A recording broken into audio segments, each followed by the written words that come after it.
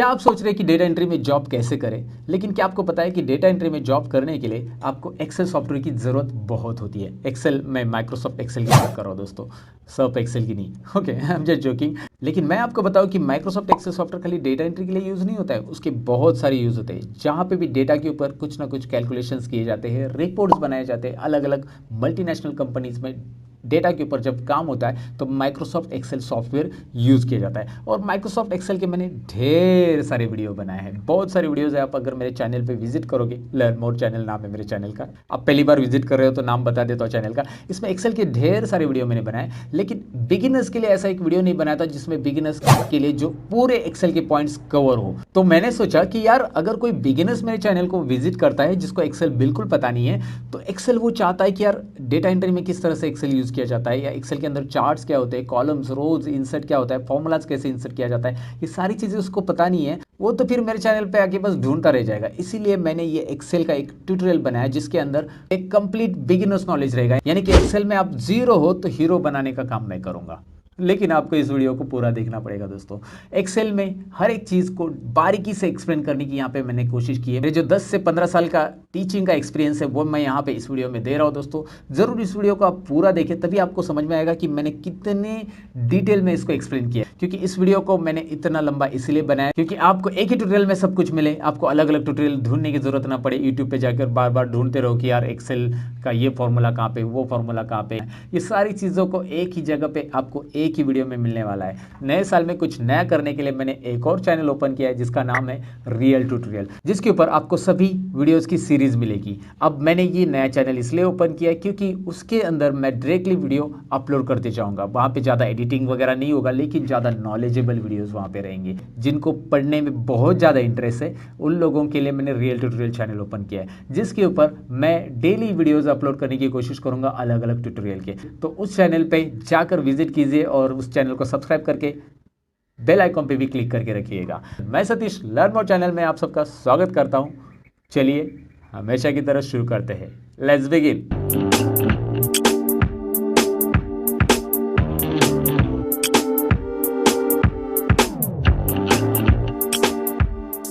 Video में आगे बढ़ने से पहले मैं आपको बताऊं दोस्तों, अगर आप नए हो मेरे चैनल पे, आप सीखना चाहते हैं एक्सेल के tips and tricks, Microsoft office के ट्रिक्स एंड ट्रिक्स, साथ में कंप्यूटर के टोटल सॉफ्टवेयर के टिप्स एंड ट्रिक्स, तो आपको करना होगा मेरा चैनल सब्सक्राइब, और सब्सक्राइब के बाजू में जो घंटी दिख रही है उस पर भी क्लिक कीजिए, ताकि जब भी मैं नया वीडियो डालूं तो आपकी मोबाइल की भी घंटी बजे। तो जैसे कि मैंने आपको इंटर पार्ट से कहा कि आप एक्सेल बिगिनर्स हो, तो ये वीडियो आपको बहुत यूजफुल होने वाला है। तो कैसे? सबसे पहले तो मैं एक्सेल स्टार्ट करके दिखाऊंगा। एक्सेल के हर एक पार्ट को मैं एक्सप्लेन करूंगा। कुछ फॉर्मूलाज रहेंगे जो बेसिक लेवल पे या बिगिनर्स लेवल को पे आपको पता रहने चाहिए, वो भी मैं आपको बताऊंगा। चलिए सबसे पहले हम यहाँ पे एक्सेल स्टार्ट करते हैं। सबसे पहले करना क्या है, यहाँ पे आपको रन कमांड लेना है। आप रन कमांड से स्टार्ट कर सकते हैं। आप सर्च बॉक्स में डायरेक्टली एक्सेल टाइप करेंगे तो भी चलेगा। रन कमांड लेने के लिए आपको स्टार्ट और आर बटन प्रेस करना है, यानी विंडो की प्लस आर। विंडो की प्लस आर स्क्रीन पे मैं आपको दिखा रहा हूँ, और उसके बाद आपको यहाँ पे एक्सेल टाइप करना है। एंड एक्सेल जैसे आप टाइप करोगे, एंटर करोगे, एक्सेल शुरू हो जाएगा दोस्तों। तो जैसे एक्सेल शुरू करूंगा, आपके सामने ये स्क्रीन का लेआउट आ जाएगा। इस तरह की स्क्रीन आ जाएगी। अगर आपका एक्सेल 2013 है, 16 है और 10 है तो थोड़ा बहुत चेंजेस रहेगा उसमें, लेकिन यहाँ पे 13 और 16 क्योंकि एक्सेल के अलग अलग वर्जन है। जो भी वर्जन आप यूज़ करते होगे, डोंट वरी, जो मैं टिप्स या ट्रिक्स एक्सेल की बेसिक बिगिनर लेवल की बताने वाला हूँ वो सभी वर्जन में आपको यूज़फुल रहेगी। इसीलिए मैं कौन सा वर्जन यूज़ करता हूँ इससे कोई फ़र्क नहीं पड़ने वाला, आप कौन सा वर्जन यूज़ करें इससे भी कोई फ़र्क नहीं पड़ने वाला। बस आपको एक्सेल के अंदर जितनी भी चीज़ें मैं यहाँ पे पढ़ाने वाला हूँ वो उस वर्जन में काम आएगी, और नहीं आ रही है, उस वर्जन में नहीं दिखाई दे रही है, तो मैं आपको बताऊँगा कि वो चीज़ें उस वर्जन में नहीं है। कौन सी है? ऐसी कुछ चीज़ें हैं जो कि पुराने वर्जन में नहीं है, लेकिन मैं आपको बताऊंगा। फिलहाल तो आपको यहाँ पे बताऊँ कि स्क्रीन में आपको लेफ्ट साइड में जो रिसेंट फाइल दिखाई दे रही है, ये मैंने बनाई हुई फाइल है। जैसे मैं अलग अलग एक्सेल के डेटा पे काम करता हूँ तो उसमें जितनी भी फाइल मैं सेव करता हूँ वो यहाँ पे आ जाती है रिसेंट फाइल के अंदर, राइट। रिसेंट फाइल का बॉक्स आपको दिखाई दे रहा है। इसके बाद आपको ब्लैंक वर्कबुक दिख रहा है, और उसके बाद माइक्रोसॉफ्ट ने आपको कुछ ऑलरेडी फॉर्मूला ट्यूटोरियल से रिलेटेड पहले से कुछ शीट्स दी है, प्री फॉर्मेटेड शीट्स है, यहाँ से आप ले सकते हैं। उसके ऊपर आप यहाँ पे भी देख सकते हैं business, personal, planner and trackers, list, budgets, ऐसे बहुत सारे माइक्रोसॉफ्ट ने दिए हुए रेडीमेड वर्कबुक्स है। तो एक्सेल की फाइल को वर्कबुक्स बोलते हैं, ये तो आपको समझ में आया होगा। और यहाँ पे आपको दिख रहा है ब्लैंक वर्कबुक। सबसे पहले मैं यहाँ पे ब्लैंक वर्कबुक ही लेना चाहूँगा, क्योंकि ब्लैंक वर्कबुक से हमारा इंट्रोडक्शन शुरू होगा ना दोस्तों। अब यहाँ पे आपको ये स्क्रीन जो दिखाई दे रही है, ये एक्सेल का लेआउट है। एक्सेल की स्क्रीन ऐसी रहेगी, और एक्सेल के अंदर अभी डिटेल में जान लेते हैं कि क्या क्या किसको बोलते हैं। सबसे पहले तो मैं आपको यहाँ पे बताऊं कि ऊपर जो दिखाई दे रहा है home, insert, page layout, formulas, data, review, view, मेरे पास कुछ और एक्स्ट्रा भी टैब है। ये कैसा है मैं आपको बताने वाला हूँ, वैसे भी don't worry about it. But ये जो है इसे टैब बोलते हैं। टैब होम के अंदर क्लिक किया तो मैंने यहाँ पे ढेर सारे ऑप्शंस आपको मिलेंगे, और ये होता है एक्सेल का रिबन दोस्तों। रिबन नाम याद रखिएगा, मैं नीचे आपको टेक्स्ट में भी दिखा रहा हूँ, रिबन। ओके, सो इस रिबन के अंदर आपको यहाँ पे दिखाई दे रहा है क्लिपबोर्ड। क्लिपबोर्ड ग्रुप है, उसके बाद फॉन्ट ग्रुप है, उसके बाद अलाइनमेंट ग्रुप है। ये ग्रुप होते हैं। नंबर ग्रुप है, स्टाइल्स ग्रुप है, सेल्स ग्रुप है, एडिटिंग ग्रुप्स है। ये अलग अलग ग्रुप्स है। इस ग्रुप के बारे में भी हम जानेंगे, कैसे इसके अंदर के ऑप्शंस हम ऑपरेट करेंगे। आपको किसी ने बोला कि होम टैब में अलाइनमेंट ग्रुप है और उसके अंदर मर्ज एंड सेंटर है, तो home tab, alignment group and merge and centre. समझ में आपको ये ग्रुप का काम क्या होता है? मतलब ये ग्रुप वाइज कुछ ऑप्शंस डिवाइड हो चुके हैं, इसके लिए यहाँ पे एक ग्रुप दिए हैं, तो आपको ईजी हो जाता है उस ऑप्शन को फाइंड आउट करने के लिए। जैसे आपको बोला कि कंडीशनल फॉर्मेटिंग ये स्टाइल्स में अवेलेबल है होम टैब के अंदर, तो स्टाइल्स ग्रुप आपको होम टैब में ढूंढना है। होम टैब यहाँ पे है, स्टाइल्स ग्रुप यहाँ पे मिल रहा है आपको, और उसके ऊपर कंडीशनल फॉर्मेटिंग यहाँ पे आपको दिखाई दे रहा है। ये भी हम सीखने वाले हैं दोस्तों, डोंट वरी अबाउट इट।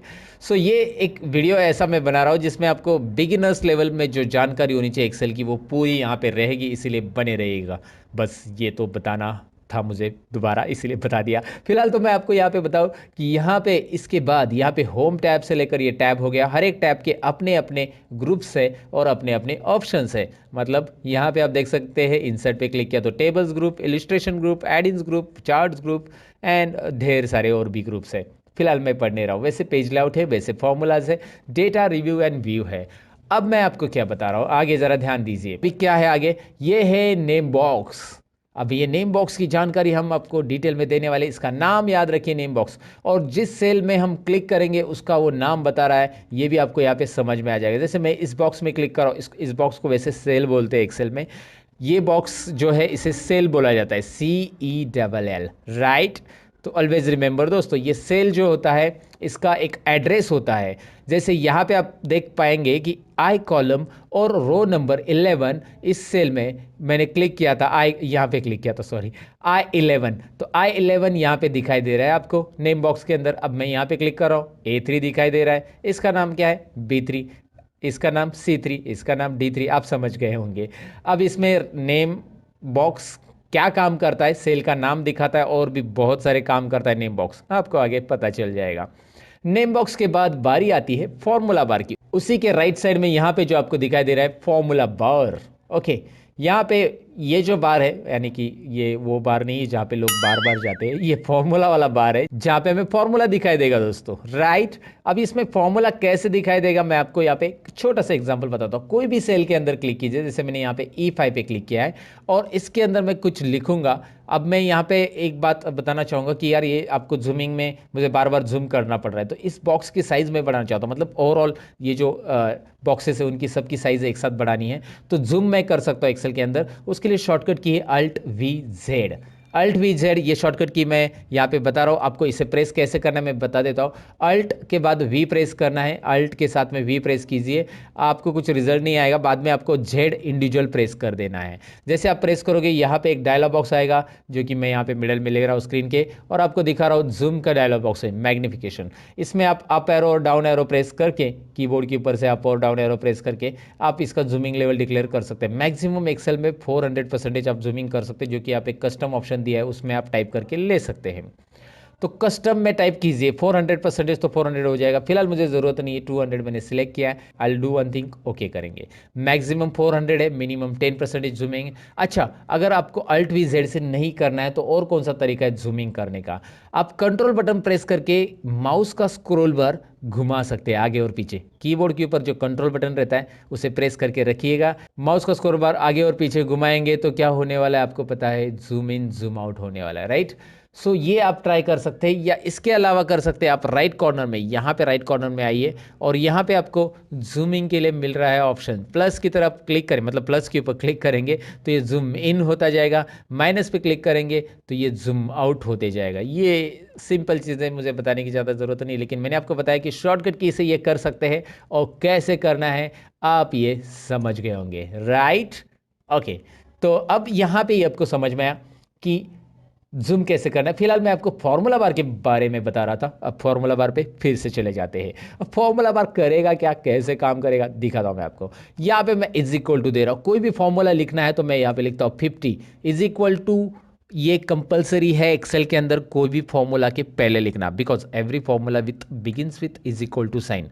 ये अंग्रेजी में समझ आता है, हिंदी में बताता हूँ, हर एक formula is equal to sign से शुरू होता है, हर एक फॉर्मूला बराबर साइन से शुरू करते हैं हम, अरे सबको पता है यार। यहाँ पे देखिए 50 प्लस 30 मैंने लिखा, ये प्लस का साइन जो कीबोर्ड के ऊपर प्लस रहता है वो कीज ही है, और माइनस का साइन वहाँ पे माइनस का साइन है। मल्टीप्लिकेशन के लिए आप मल्टीप्लिकेशन यानी एस्ट्रिक का साइन यूज़ कर सकते हैं, और डिवाइड के लिए यहाँ पे स्लैश का साइन है, जो स्क्रीन के ऊपर मैं आपको दिखा रहा हूँ कि कौन सा साइन किसके लिए यूज़ किया जाता है, तो आप ज़रूर कर सकते हैं इसे। यहाँ पे देखिए एक सिंपल कैलकुलेशन हो चुका है, 50 प्लस 30 यहाँ पे आ गया 80। अब मैं यहाँ पे 80 भी लिख रहा हूँ, नीचे मैंने डायरेक्ट 80 टाइप किया, यहाँ पे मैंने 80 कैलकुलेशन किया। आप बोलोगे इतना बेसिक कैलकुलेशन आपको आता नहीं क्या? मैंने आपको दिखाने के लिए किया कि ये होता क्या है। ध्यान से देखिए, फॉर्मूला बार में ऊपर क्या दिख रहा है, जो कि मैंने C4 में कुछ टाइप किया था, दिखाई दे रहा है आपको, C4 सेल में मैंने टाइप किया है 50 प्लस 30, और उसका आंसर तो 80 दिख रहा है सेल में, लेकिन फॉर्मूला बार उसका फॉर्मूला दिखा रहा है। और C5 सेल में क्या हो रहा है, C5 सेल में मैंने डायरेक्टली 80 टाइप किया, राइट। तो 80 टाइप किया तो वहाँ पे कोई फॉर्मूला नहीं आ रहा है। So if there is a formula in your cell it will display formula, if there is a content in your cell it will display content. मतलब फॉर्मूला बार का काम यही होता है दोस्तों। यहाँ पे देखिए फॉर्मूला है तो फॉर्मूला दिखा रहा है, यहाँ पे देखिए सेल में कंटेंट है तो कंटेंट दिख रहा है, टेक्स्ट है तो टेक्स्ट दिखाई देगा। और यहाँ पे नोटिस कीजिए, जब आप टेक्स्ट टाइप करेंगे तो वो लेफ्ट अलाइनमेंट में ऑटोमेटिक आएगा, जो भी टेक्स्ट आप टाइप करो, जैसे मैंने यहाँ पे टाइप किया लर्न मोर, तो ये आपको, ये थोड़ा सा कॉलम की साइज में बढ़ाना बताऊंगा आपको आगे, लेकिन यहाँ पे दिख रहा है ये लेफ्ट साइड में रहेगा और ये रहेगा राइट साइड में। टेक्स्ट हमेशा लेफ्ट साइड में अलाइन करता है और नंबर हमेशा राइट में अलाइन करता है, लेकिन हम उसे अलाइन चेंज कर सकते हैं, left to right, right to left कर सकते हैं। फिलहाल तो फॉर्मूला बार मैंने बताया, और फॉर्मूला बार इतना ही नहीं है जितना दिख रहा है, फॉर्मूला बार को यहाँ पे राइट कॉर्नर से हम एक्सटेंड कर सकते हैं। यहाँ पे एक छोटा सा डाउन एरो दिख रहा है आपको, और इसे आप क्लिक करेंगे तो ये फॉर्मूला बार एक्सटेंड होता है, राइट।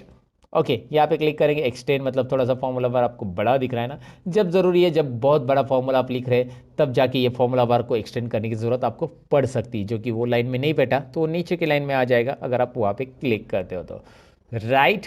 ओके, सो ये इंट्रोडक्शन के बाद आगे बढ़ते हैं। यहाँ पे मैं आपको बताऊँ कि these are the columns of Excel, ये जो है ABCDEFGHIJKLMNOPPQRSTUVWXYZ, मैं गाना नहीं गा रहा हूँ, ये कॉलम से एक्सेल के, और जेड तक ही नहीं है, आप देखेंगे आगे भी कॉलम है, AB AC AD समझे, AD I mean AD column का नाम है, वैसे ही A to Z हो जाएगा, फिर BA आ जाएगा, BB भी आ जाएगा दोस्तों, BB BC BD, वो बीड़ी नहीं जो पीने वाली है, okay I am just joking, but आपको मैं बता रहा हूँ कि यहाँ पे बहुत सारे हैं, बहुत सारे BF भी कॉलम है, BG है। और आपको मैं बताऊँ कि ऐसे आप राइट एरो प्रेस करने से अच्छा कंट्रोल और राइट एरो प्रेस करो, डायरेक्टली लास्ट कॉलम पे आ जाएंगे।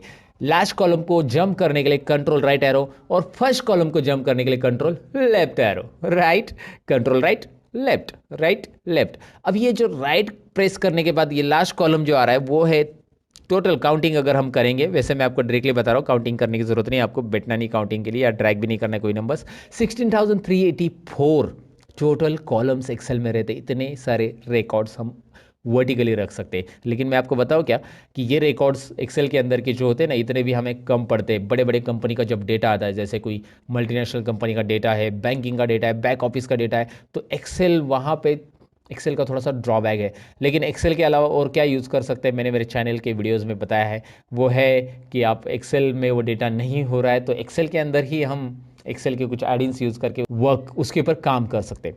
फिलहाल तो मैं आपको बताऊं कि कंट्रोल लेफ्ट और कंट्रोल राइट एरो से हमने यहाँ पे जंप किया था लास्ट कॉलम में, फर्स्ट कॉलम से लास्ट कॉलम 16,384 टोटल कॉलम से एक्सेल में ABCD से लेकर ऐसे।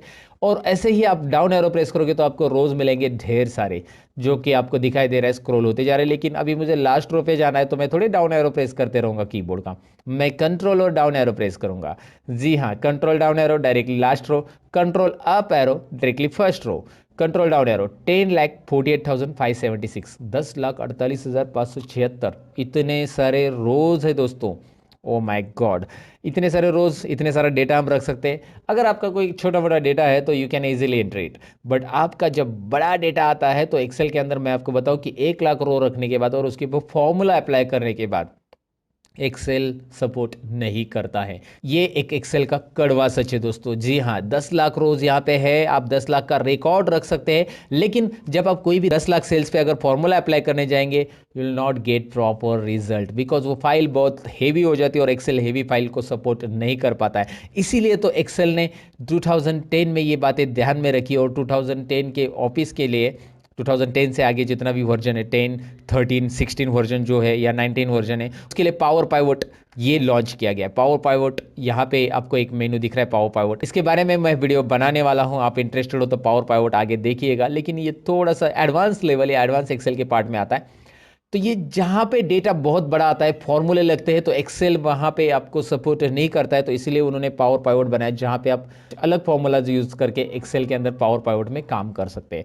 फिलहाल वो बातें तो साइड में रहने दो, हम सीख रहे हैं यहाँ पे कि एक्सेल में इतने सारे रोज रहते हैं, 10,48,576, और पहला रो है हमारा यहाँ पे दिख रहा है control up and down arrow, control right and left arrow. ये जो शॉर्टकट कीज मैं बता रहा हूँ ना, इससे प्रैक्टिस कीजिएगा दोस्तों, तभी तो आपका हाथ बैठ जाएगा कीबोर्ड के ऊपर। और मैंने वैसे एक्सेल के ऊपर 101 शॉर्टकट कीज, मतलब एक्सेल की लगभग सारी शॉर्टकट कीज का एक वीडियो बनाया, काफ़ी इंटरेस्टिंग है, प्रैक्टिकल एक्सप्लेन करके बताया उस वीडियो में मैंने कि किस तरह से हम एक्सेल की ये शॉर्टकट कीज को यूज करके हमारा काम आसान कर सकते हैं। तो ज़रूर उस वीडियो को एक बार चेक कर लेना, उसकी लिंक मैं आपके लिए डिस्क्रिप्शन में दे दूंगा इस वीडियो के। ओके, फिलहाल तो हम यहाँ पे बढ़ते आगे।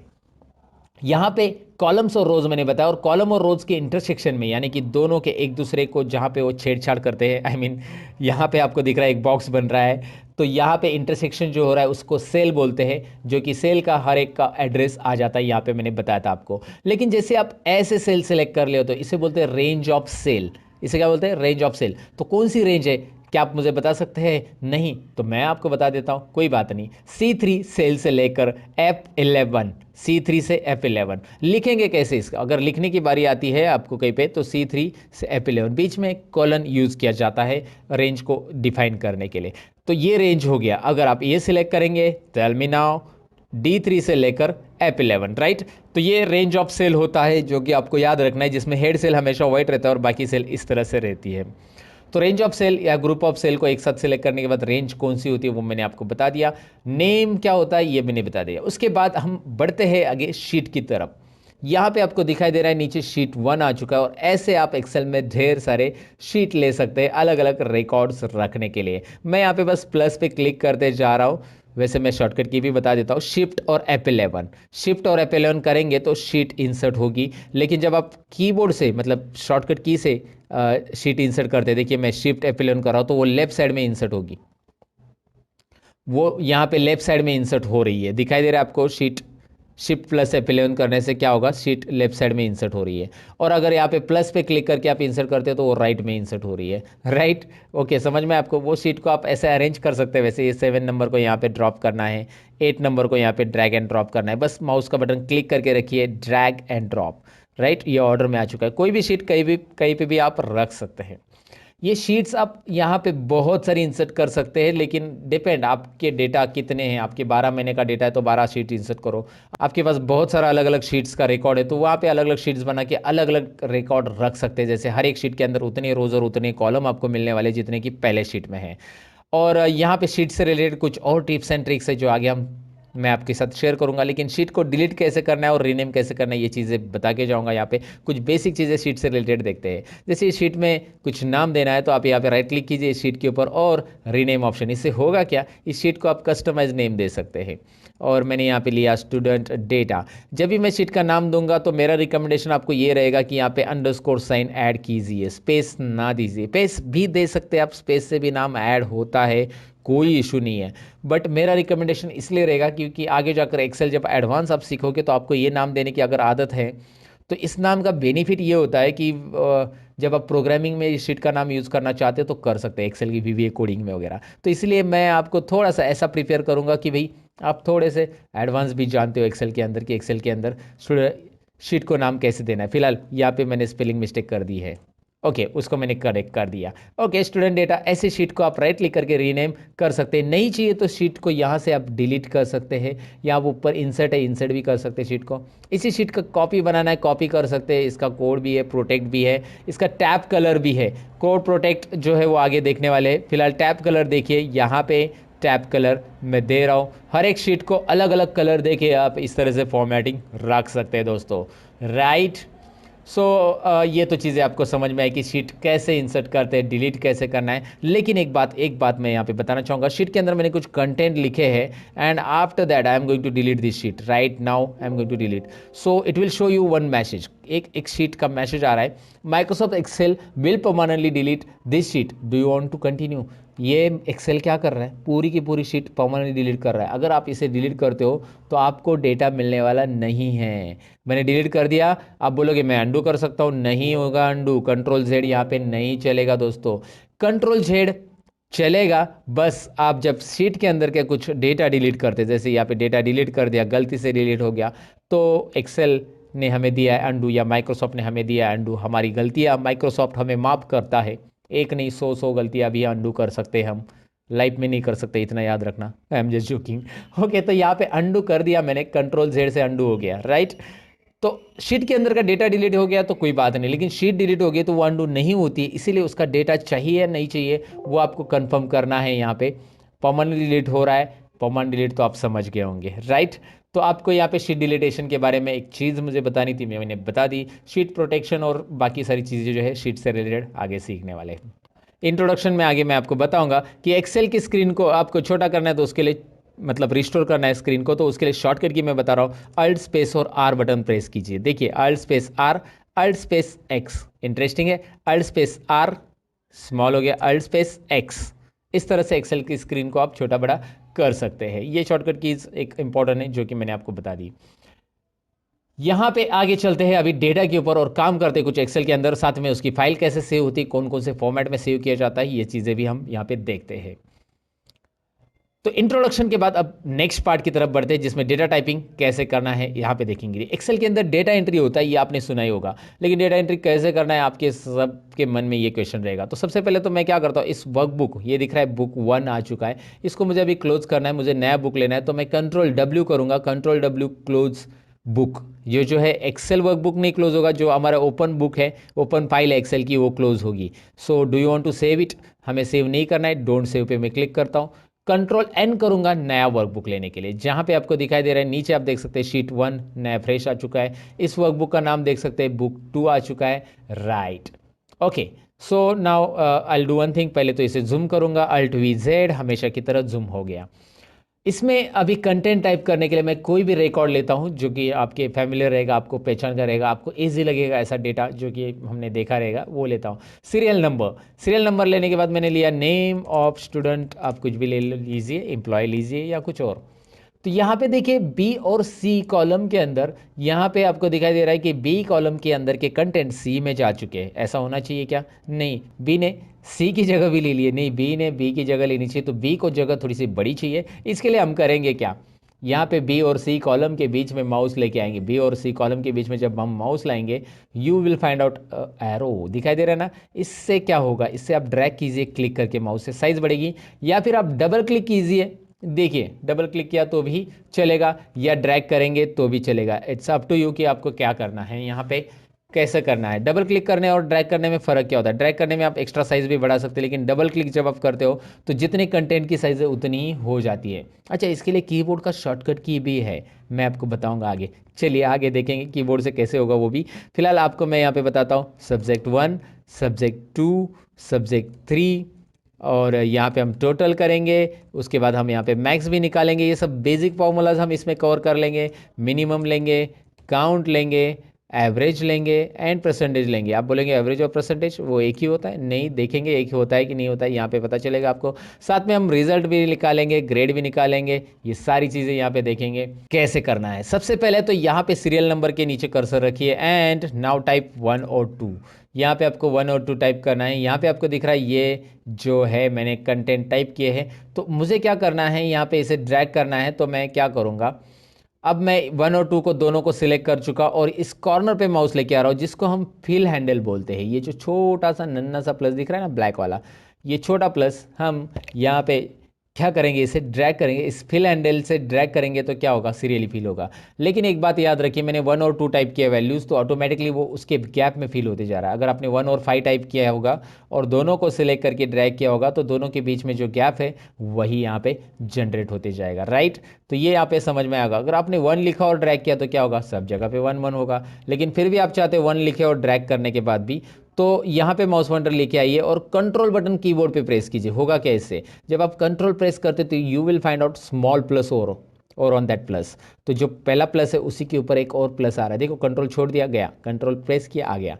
अब करेंगे क्या, मैं आपको दिखाता हूँ। चलिए मैं कंट्रोल प्रेस करके इसको ड्रैग करूँगा तो ये सीरियली फिल होगा। मतलब कोई एक नंबर से भी आप सीरियली फिल कर सकते हैं, या 2 नंबर टाइप किया और दोनों को बिना कंट्रोल प्रेस करके फिल हैंडल से, फिल हैंडल याद रखना है, उससे ड्रैग करेंगे तो भी हो जाएगा। अच्छा, यहाँ पे भी ऑप्शन है। आपने गलती से इसे फिल सीरीज किया और आपको कॉपी सेल्स चाहिए, तो यहाँ पे ऑप्शन है copy cells, fill formatting only, fill without formatting, flash fill, ये सारी चीज़ें आती है। ये आगे के है, लेकिन कॉपी सेल से क्या होगा देखिए यहाँ पे।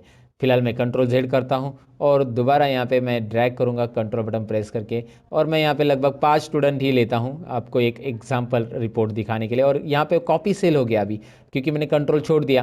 तो फिल सीरीज भी कर सकते हैं आप यहाँ से, राइट। तो ये छोटे छोटे ऑप्शन जो होते हैं ये बिगिनर्स लेवल के लिए बहुत इंपॉर्टेंट होते हैं। और मैं ये समझता हूँ कि आपको एक्सेल कुछ भी नहीं आता है, इसलिए ये सारी चीज़ें एक्सप्लेन कर रहा हूँ मैं। ईच एंड एवरी पॉइंट को डिटेल में एक्सप्लेन करूँगा दोस्तों।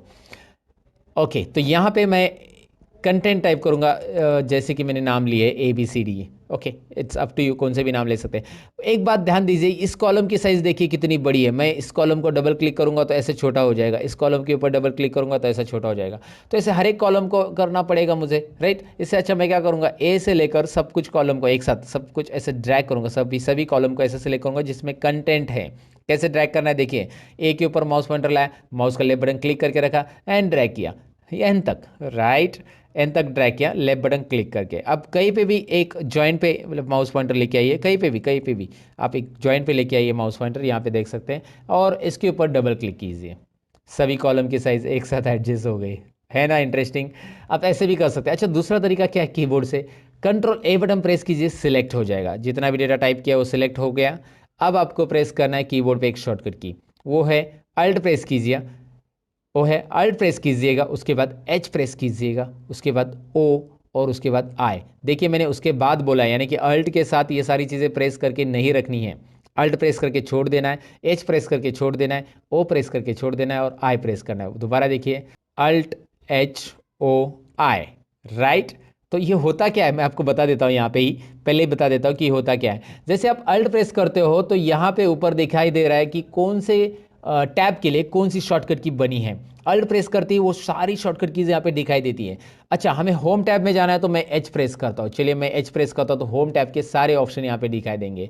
फिर होम टैब में ऐसा कौन सा ऑप्शन है जो हमारे कॉलम को ऑटो फिट करता है, वो है फॉर्मेट के अंदर। यहाँ पे फॉर्मेट जो दिखाई दे रहा है राइट साइड में, उसके अंदर वो है। तो O है फॉर्मेट के लिए, तो मैंने O प्रेस किया, और O के अंदर आपको यहाँ पे दिखाई दे रहा है ऑटो फिट कॉलम विड्थ, जो ऑप्शन दिखाई दे रहा है ना, उसके लिए आपको I प्रेस करना है। वैसे आपको रो करना है या बाकी सारी चीज़ों के लिए भी दिया है, फिलहाल तो हमें I प्रेस करना है यहाँ पे। तो अल्ट HOI करेंगे तो ये ऑटोमेटिक हो जाता है। तो याद रखिए अल्ट का जो कीज़ है या कॉम्बिनेशन है, ये आपको बहुत यूज़फुल होगा। अल्ट प्रेस करके छोड़ देना है, फिर H, और उसके अंदर होम टैब के अंदर के ऑप्शन, ऐसे आप ऑपरेट कर सकते हैं। ऐसे ढेर सारी शॉर्टकट की बना के आप प्रैक्टिस कर सकते हैं। इसे ज़रूर ट्राई कीजिएगा दोस्तों।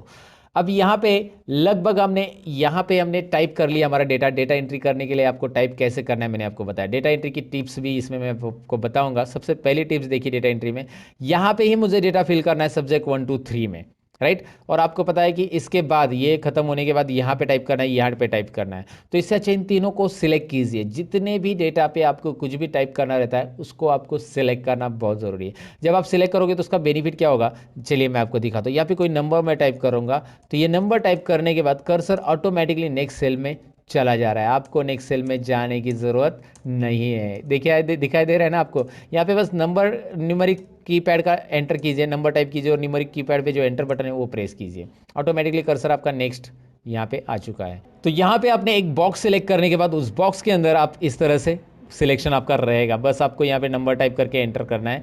फास्ट डेटा एंटर करने के लिए ट्रिक्स या डेटा एंट्री के लिए ट्रिक्स ज़रूर आजमाइएगा दोस्तों। अच्छा, अब इसकी टोटल कैसे करते देखिए। यहाँ पे तीनों को सिलेक्ट कर रहा हूँ मैं और तीनों को सिलेक्ट करने के बाद इसका टोटल आता है 142। देखिए इन तीनों को सिलेक्ट करता हूँ, इसका टोटल आता है 118। इन तीनों को सिलेक्ट करो, इसका टोटल आ रहा है 76। मैं इतना फास्ट कैलकुलेशन कैसे कर रहा हूँ, मैं नहीं कर रहा हूँ दोस्तों, एक्सेल खुद कर रहा है। तो जैसे मैं इसे सिलेक्ट कर रहा हूँ, यहाँ पे बॉटम में देखिए मैं यहाँ पे दिखा रहा हूँ आपको सम और काउंट और एवरेज तीनों भी आ रहा है, राइट। यहाँ पे मैं देख के बता रहा हूँ आपको, मैं खुद कैलकुलेशन नहीं कर रहा हूँ। तो यहाँ पे सिंपल है, आपको करना क्या, इन तीनों को सिलेक्ट, यहाँ पे टोटल आ रही है, लेकिन ये टोटल मुझे यहाँ पे चाहिए। तो आई डू वन थिंग, यहाँ पे दिखाई दे रहा है राइट कॉर्नर में, होम टैब में राइट कॉर्नर में ऑटो सम ऑप्शन दिखाई दे रहा है। इस पर आप क्लिक करेंगे ना डायरेक्टली इस ऑटो सम पे, तो यहाँ पे डायरेक्टली ऑटो सम कर लेगा और उसके अंदर एक प्री डिफाइंड फॉर्मूला आता है जिसको एक्सेल में बोला जाता है फंक्शन। ये है एक्सेल का सम फंक्शन। सबसे पहला फंक्शन हम सीख रहे हैं जिसमें ऑटोमेटिक टोटल करेंगे, और ये होता है एक्सेल में predefined formula. Always remember कि predefined formula in Excel is called a function. Excel में फॉर्मूला और फंक्शन ये दो अलग अलग वर्ड क्यों हैं, क्योंकि फंक्शन यानी कि एक्सेल के अंदर हम कोई भी फॉर्मूला नहीं लगाएंगे, जो पहले से दिया रहेगा उसके अंदर कोई भी मैथमेटिकल साइन हम नहीं ऐड करेंगे। यहाँ पे दिख रहा है हमने प्लस का साइन नहीं ऐड किया है, फिर भी हमें इसकी टोटल मिल रही है। तो पहले से डिफाइन किया गया फॉर्मूला जो होता है उसे हम एक्सेल में फंक्शन बोलते हैं। और अगर हमें इसकी टोटल करनी होती, मैं डिलीट कर रहा हूँ इसे, अगर इसे हमें टोटल करनी है तो मैं इज इक्वल टू करूँगा, इस सेल पे क्लिक करूँगा, ये है C2 जो कि एड्रेस दिखाई दे रहा है उसका, प्लस ये D2 प्लस ये है E2। इस तरह का ये जो होगा ये हमारा फॉर्मूला है। सो फॉर्मूला और फंक्शन में यहाँ पे समझने की कोशिश कीजिए कि उसका एक्चुअली फॉर्मूला क्या होता है। एक्सेल में ये फॉर्मूला है जो कि कस्टमाइज दिया हमने, और इसके पहले जो किया था वो फंक्शन है। और यहाँ पे मैं इसके ऊपर डबल क्लिक करूँगा तो सारे आंसर आ गए, मुझे बार बार फॉर्मूला देने की ज़रूरत नहीं है दोस्तों। तो आपको ये समझ में, डिलीट कर देता हूँ मैं, फंक्शन के साथ करूँगा। फंक्शन के लिए शॉर्टकट की भी है, मैं यहाँ पे क्लिक करूँगा तो ये आ रहा है ना, दिखाई दे रहा है ना, आ रहा है। इसको मैं शॉर्टकट की से एक्सेस करता हूँ। अल्ट इज इक्वल टू क्या प्रेस करना है कीबोर्ड पे, अल्ट और इज इक्वल टू प्रेस करना है। अल्ट और इज इक्वल टू प्रेस करने के बाद आपको डायरेक्टली मिलेगा टोटल का यहाँ पे फंक्शन। टोटल मतलब सम का function. Okay, some C2 to E2, वो बता रहा है कि C2 से E2 में जितने भी नंबर है वो फंक्शन में ऐड होंगे, वो सम फंक्शन में इंक्लूड होंगे, उतने नंबर्स ऐड होके यहाँ पे रिजल्ट आएगा।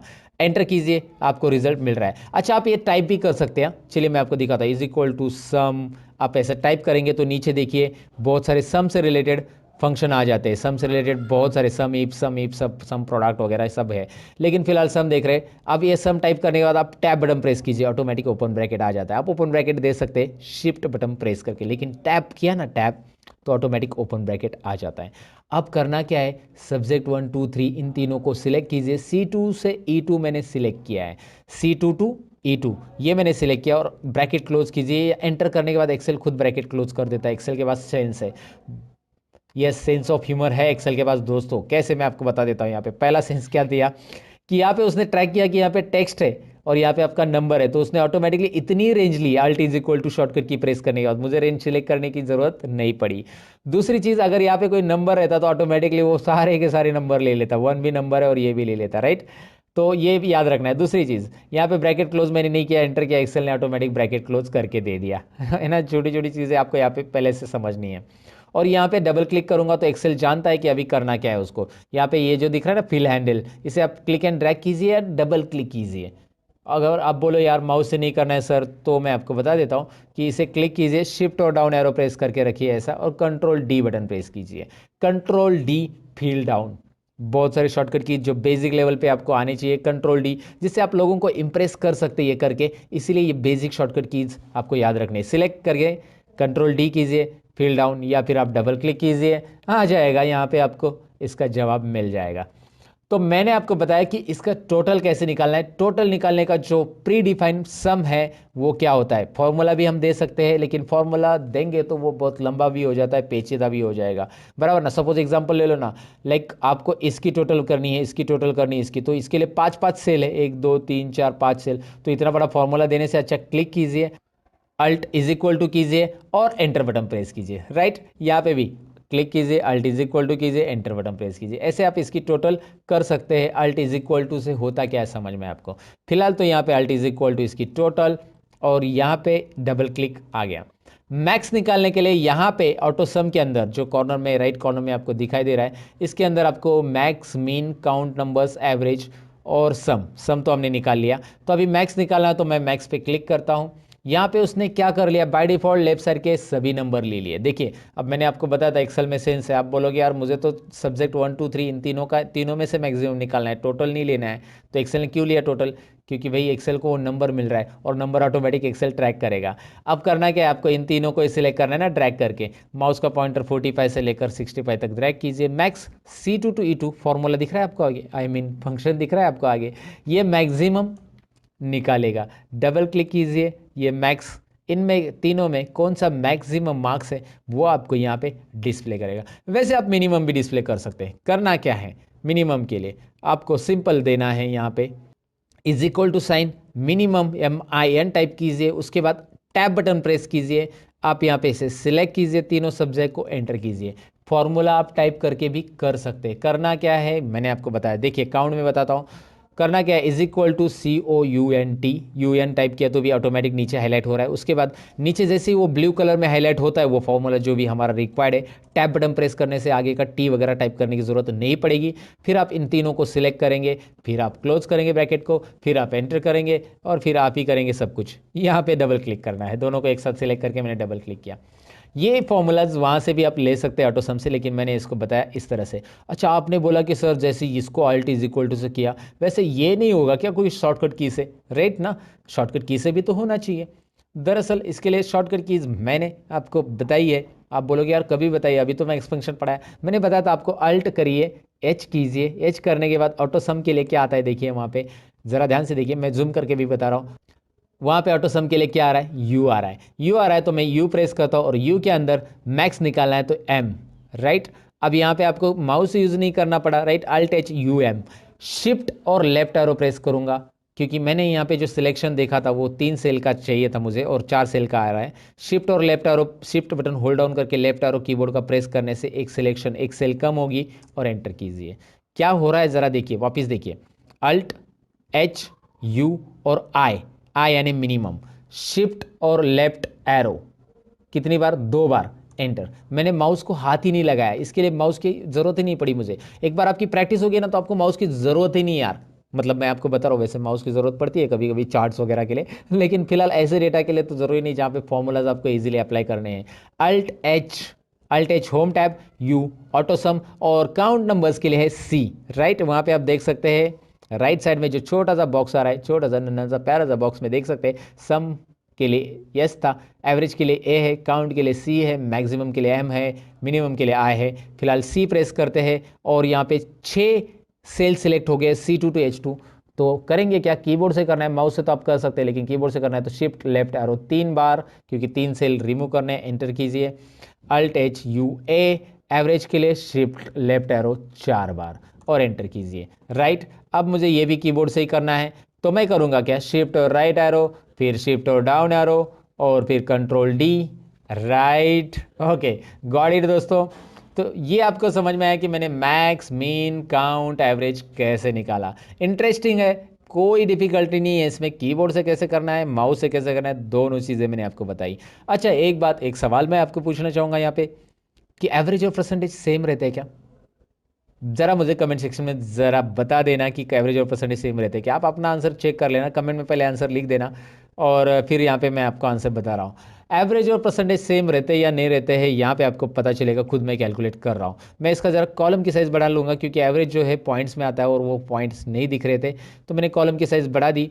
लेकिन यहाँ पे ज़्यादा डेसिमल आ रहे हैं, इतने ज़्यादा डेसिमल प्लेसेस हमें चाहिए कि देखिए कॉलम की साइज़ बढ़ाइए, इतने सारे डेसिमल आ रहे हैं। तो डेसिमल प्लेसेस को अगर कम ज़्यादा करना है या एक एक पर्टिकुलर डेसिमल में रखना है, तो यहाँ पे होम टैब में आपको ऑप्शन दिया गया है नंबर फॉर्मेट में, ये नंबर ग्रुप दिख रहा है ना, उसमें आपको यहाँ पे ये जो ऑप्शन दिखाई दे रहा है डिक्रीज डेसिमल है, और यहाँ पे मैं डिक्रीज कर दिया पूरा का पूरा, लेकिन मुझे यहाँ पे राउंड फिगर मिलेगा फिर, तो मैं इंक्रीज डेसिमल पे क्लिक करूँगा। इंक्रीज डेसिमल पे क्लिक जैसे करूँगा, 1 2, ये इंक्रीज और डिक्रीज डेसिमल यहाँ पे याद रखना है, इंक्रीज डेसिमल डिक्रीज डेसिमल।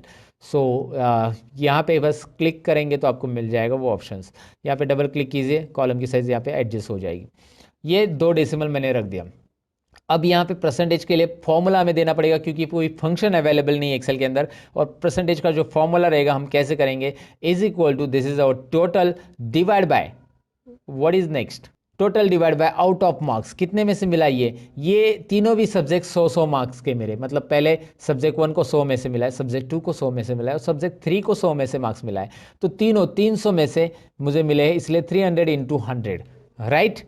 सो 300 इंटू 100 अगर मैं क्रॉस मल्टीप्लिकेशन करूंगा तो दोनों जीरो हट जाएंगे और यहाँ पे मैं 3 लिखूंगा तो भी चलेगा, लेकिन मैं आपको फॉर्मूला समझाने के लिए ऐसा लिख रहा हूँ, एंटर करूंगा और मैं यहाँ पे डबल क्लिक करूंगा और यहाँ पे देखिए क्या हो रहा है, एवरेज और परसेंटेज यहाँ पे आपको दिखाई दे रहा है। यहाँ पे डेसिमल प्लेसेस एक काम कीजिए, कम कीजिए, 2 डेसिमल प्लेसेस रखिए बस, और आपको एवरेज और परसेंटेज सिमिलर दिख रहा है या नहीं, ज़रा बताइए। सिमिलर है आप बोलेंगे, सिमिलर ही होता है ऐसा आप बोलेंगे, लेकिन कुछ केसेस में सिमिलर है, कुछ केसेस में नहीं। अब कैसे, मैं आपको बता देता हूँ। अगर आपके सब्जेक्ट तीनों भी सब्जेक्ट 100 मार्क्स के हैं तो एवरेज और परसेंटेज सिमिलर रहेगा, लेकिन कोई एक सब्जेक्ट 150 में से मार्क्स मिले हैं, so it is possible to like get 148 marks, है ना, आपको 148 मिले हैं 150 में से, राइट।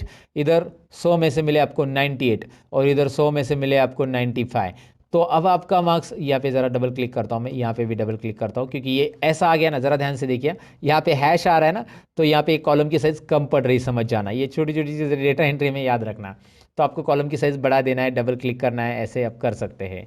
आपको यहाँ पे ये समझना है कि यहाँ पे टोटल कितनी है, 341, यानी 350 में से ये मिले हैं आपको, 300 में से नहीं मिले। So average can be greater then 100, हो सकता है ना, एवरेज तो 100 से ज़्यादा हो सकता है, लेकिन परसेंटेज हो सकता है क्या, 113%, कभी सुना है किसी स्टूडेंट को मिले?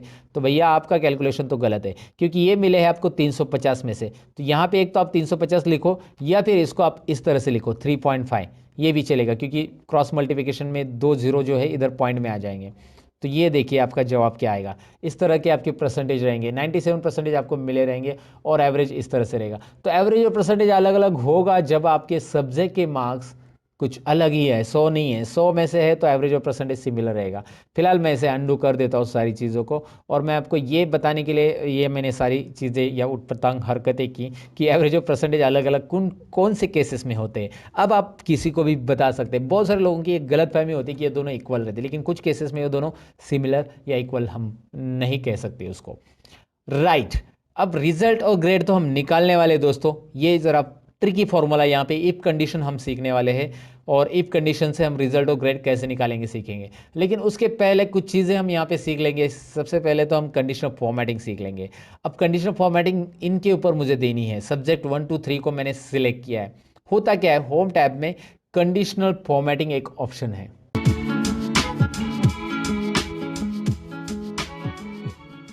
तो यहाँ पे जो कंडीशनल फॉर्मेटिंग ऑप्शन दिखाई दे रहा है उसका काम क्या है मैं आपको बता देता हूँ। जैसे आप उस पर क्लिक करोगे, highlight cells rules, top bottom rules, data bars, colour scale, icon set, ढेर सारी चीज़ें आ रही है।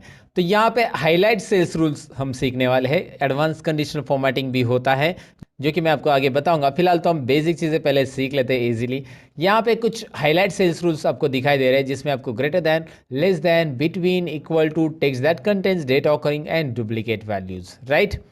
अब मैं आपको सबसे पहले बताऊंगा कि कंडीशनल फॉर्मेटिंग करेगा क्या। जो नंबर्स मैंने सिलेक्ट किए हैं उसके ऊपर हम कुछ कंडीशन के अकॉर्डिंग फॉर्मेटिंग देंगे। अब कंडीशन के अकॉर्डिंग फॉर्मेटिंग यानी हमें लेस देन 35 वाले नंबर हाईलाइट करने हैं। वो कौन से कलर में रहते हैं आपको स्कूल में, जब आपको 35 से कम मार्क्स मिलते हैं तो कौन से कलर में लिखते हैं टीचर, कौन से कलर में, ज़रा बताइए। रेड कलर में, एवरीबडी नोज दैट। तो लेस देन पे क्लिक कीजिए और यहाँ पे लेस देन पे क्लिक करने के बाद एक छोटा सा नन्ना सा डायलॉग बॉक्स आ रहा है हमेशा की तरह। और इस डायलॉग बॉक्स में मैं क्या कर रहा हूँ, जो 38 दिख रहा है वहाँ पे मैंने 35 किया है। और 35 करने के बाद आप देख सकते हैं ऑटोमेटिकली 35 से जो भी कम है सब्जेक्ट 1 2 3 में, तीनों में भी 35 से जितने भी कम है वो रेड कलर में बैकग्राउंड के साथ वो हाईलाइट हो रहे हैं। मुझे ये कलर नहीं चाहिए तो मैं यहाँ पे कलर कस्टमाइज कर सकता हूँ। और करने के लिए बस आपको यहाँ पे कस्टमाइज करने के लिए बस आपको यहाँ पे कस्टम फॉर्मेट पे क्लिक करना होगा। नीचे दिखाई दे रहा है कस्टम फॉर्मेट ऑप्शन है, जैसे आप इस ड्रॉप डाउन पे क्लिक कर देते हो। कस्टम फॉर्मेट में हमें यहाँ पे फिल या फिर फॉन्ट जो कलर चाहिए वो चूज कर सकते हैं। मैं फॉन्ट कलर ही देना चाहता हूँ, फॉन्ट में मैंने रेड कलर दे दिया। देखिए फॉन्ट में कलर में यहाँ पे रेड कलर, और ओके कीजिए। अब ओके कीजिए, देखिए क्या हो रहा है, बस 35 के नीचे वाले जो है उसका फॉन्ट कलर रेड हो चुका है। आसान है ना, बहुत बहुत ही आसान है। अब मैं आपको बताऊं कि 35 के ऊपर वाले देने हैं तो conditional formatting, highlight cells rule, और यहाँ पे हाईलाइट सेल्स रूल में ग्रेटर दैन में क्लिक करेंगे। ग्रेटर दैन 35 को कौन सा कलर देना है आपके ऊपर है, ग्रीन देना है, रेड देना है। कस्टम फॉर्मेट में जाइए और यहाँ से आप ब्लू कलर देना चाहते हैं, जो भी है जो देना है वो दे सकते हैं। लेकिन एक बात यहाँ पे ध्यान दीजिए, मैंने 35 अगर लिखा तो वो तो ब्लैक कलर में आ रहा है ना, 35 ब्लैक कलर में आ रहा है, बाकी सब तो अपने ऑटोमेटिक अपने अपने कलर में आ रहे हैं। तो यहाँ पे मैं करूँगा क्या, कंडीशनल फॉर्मेटिंग में और एक चीज़ है जो कि आपको यहाँ पे देखनी चाहिए, इक्वल टू है, बिटवीन भी है वैसे। इक्वल टू 35 देते पहले, इक्वल टू 35 कौन से कलर में रखना है आपको। चलिए मैं यहाँ पे कस्टम फॉर्मेट में हमेशा की तरह कलर दूसरा लेता हूँ। यहाँ पे मतलब इस तरह मैंने पर्पल ले लिया। जैसे आप मार्क्स चेंज करेंगे वहाँ पे कलर भी चेंज हो जाएगा दोस्तों। यहाँ पे आप देख सकते हैं मैंने इसके मार्क्स चेंज किए, वहाँ पे हो गया उसका पर्पल। यहाँ पे इसको मैंने पास कर दिया, यहाँ पे हो गया उसको ओके। सो गॉट इट, आपको समझ में आया ये कैसे हो रहा है।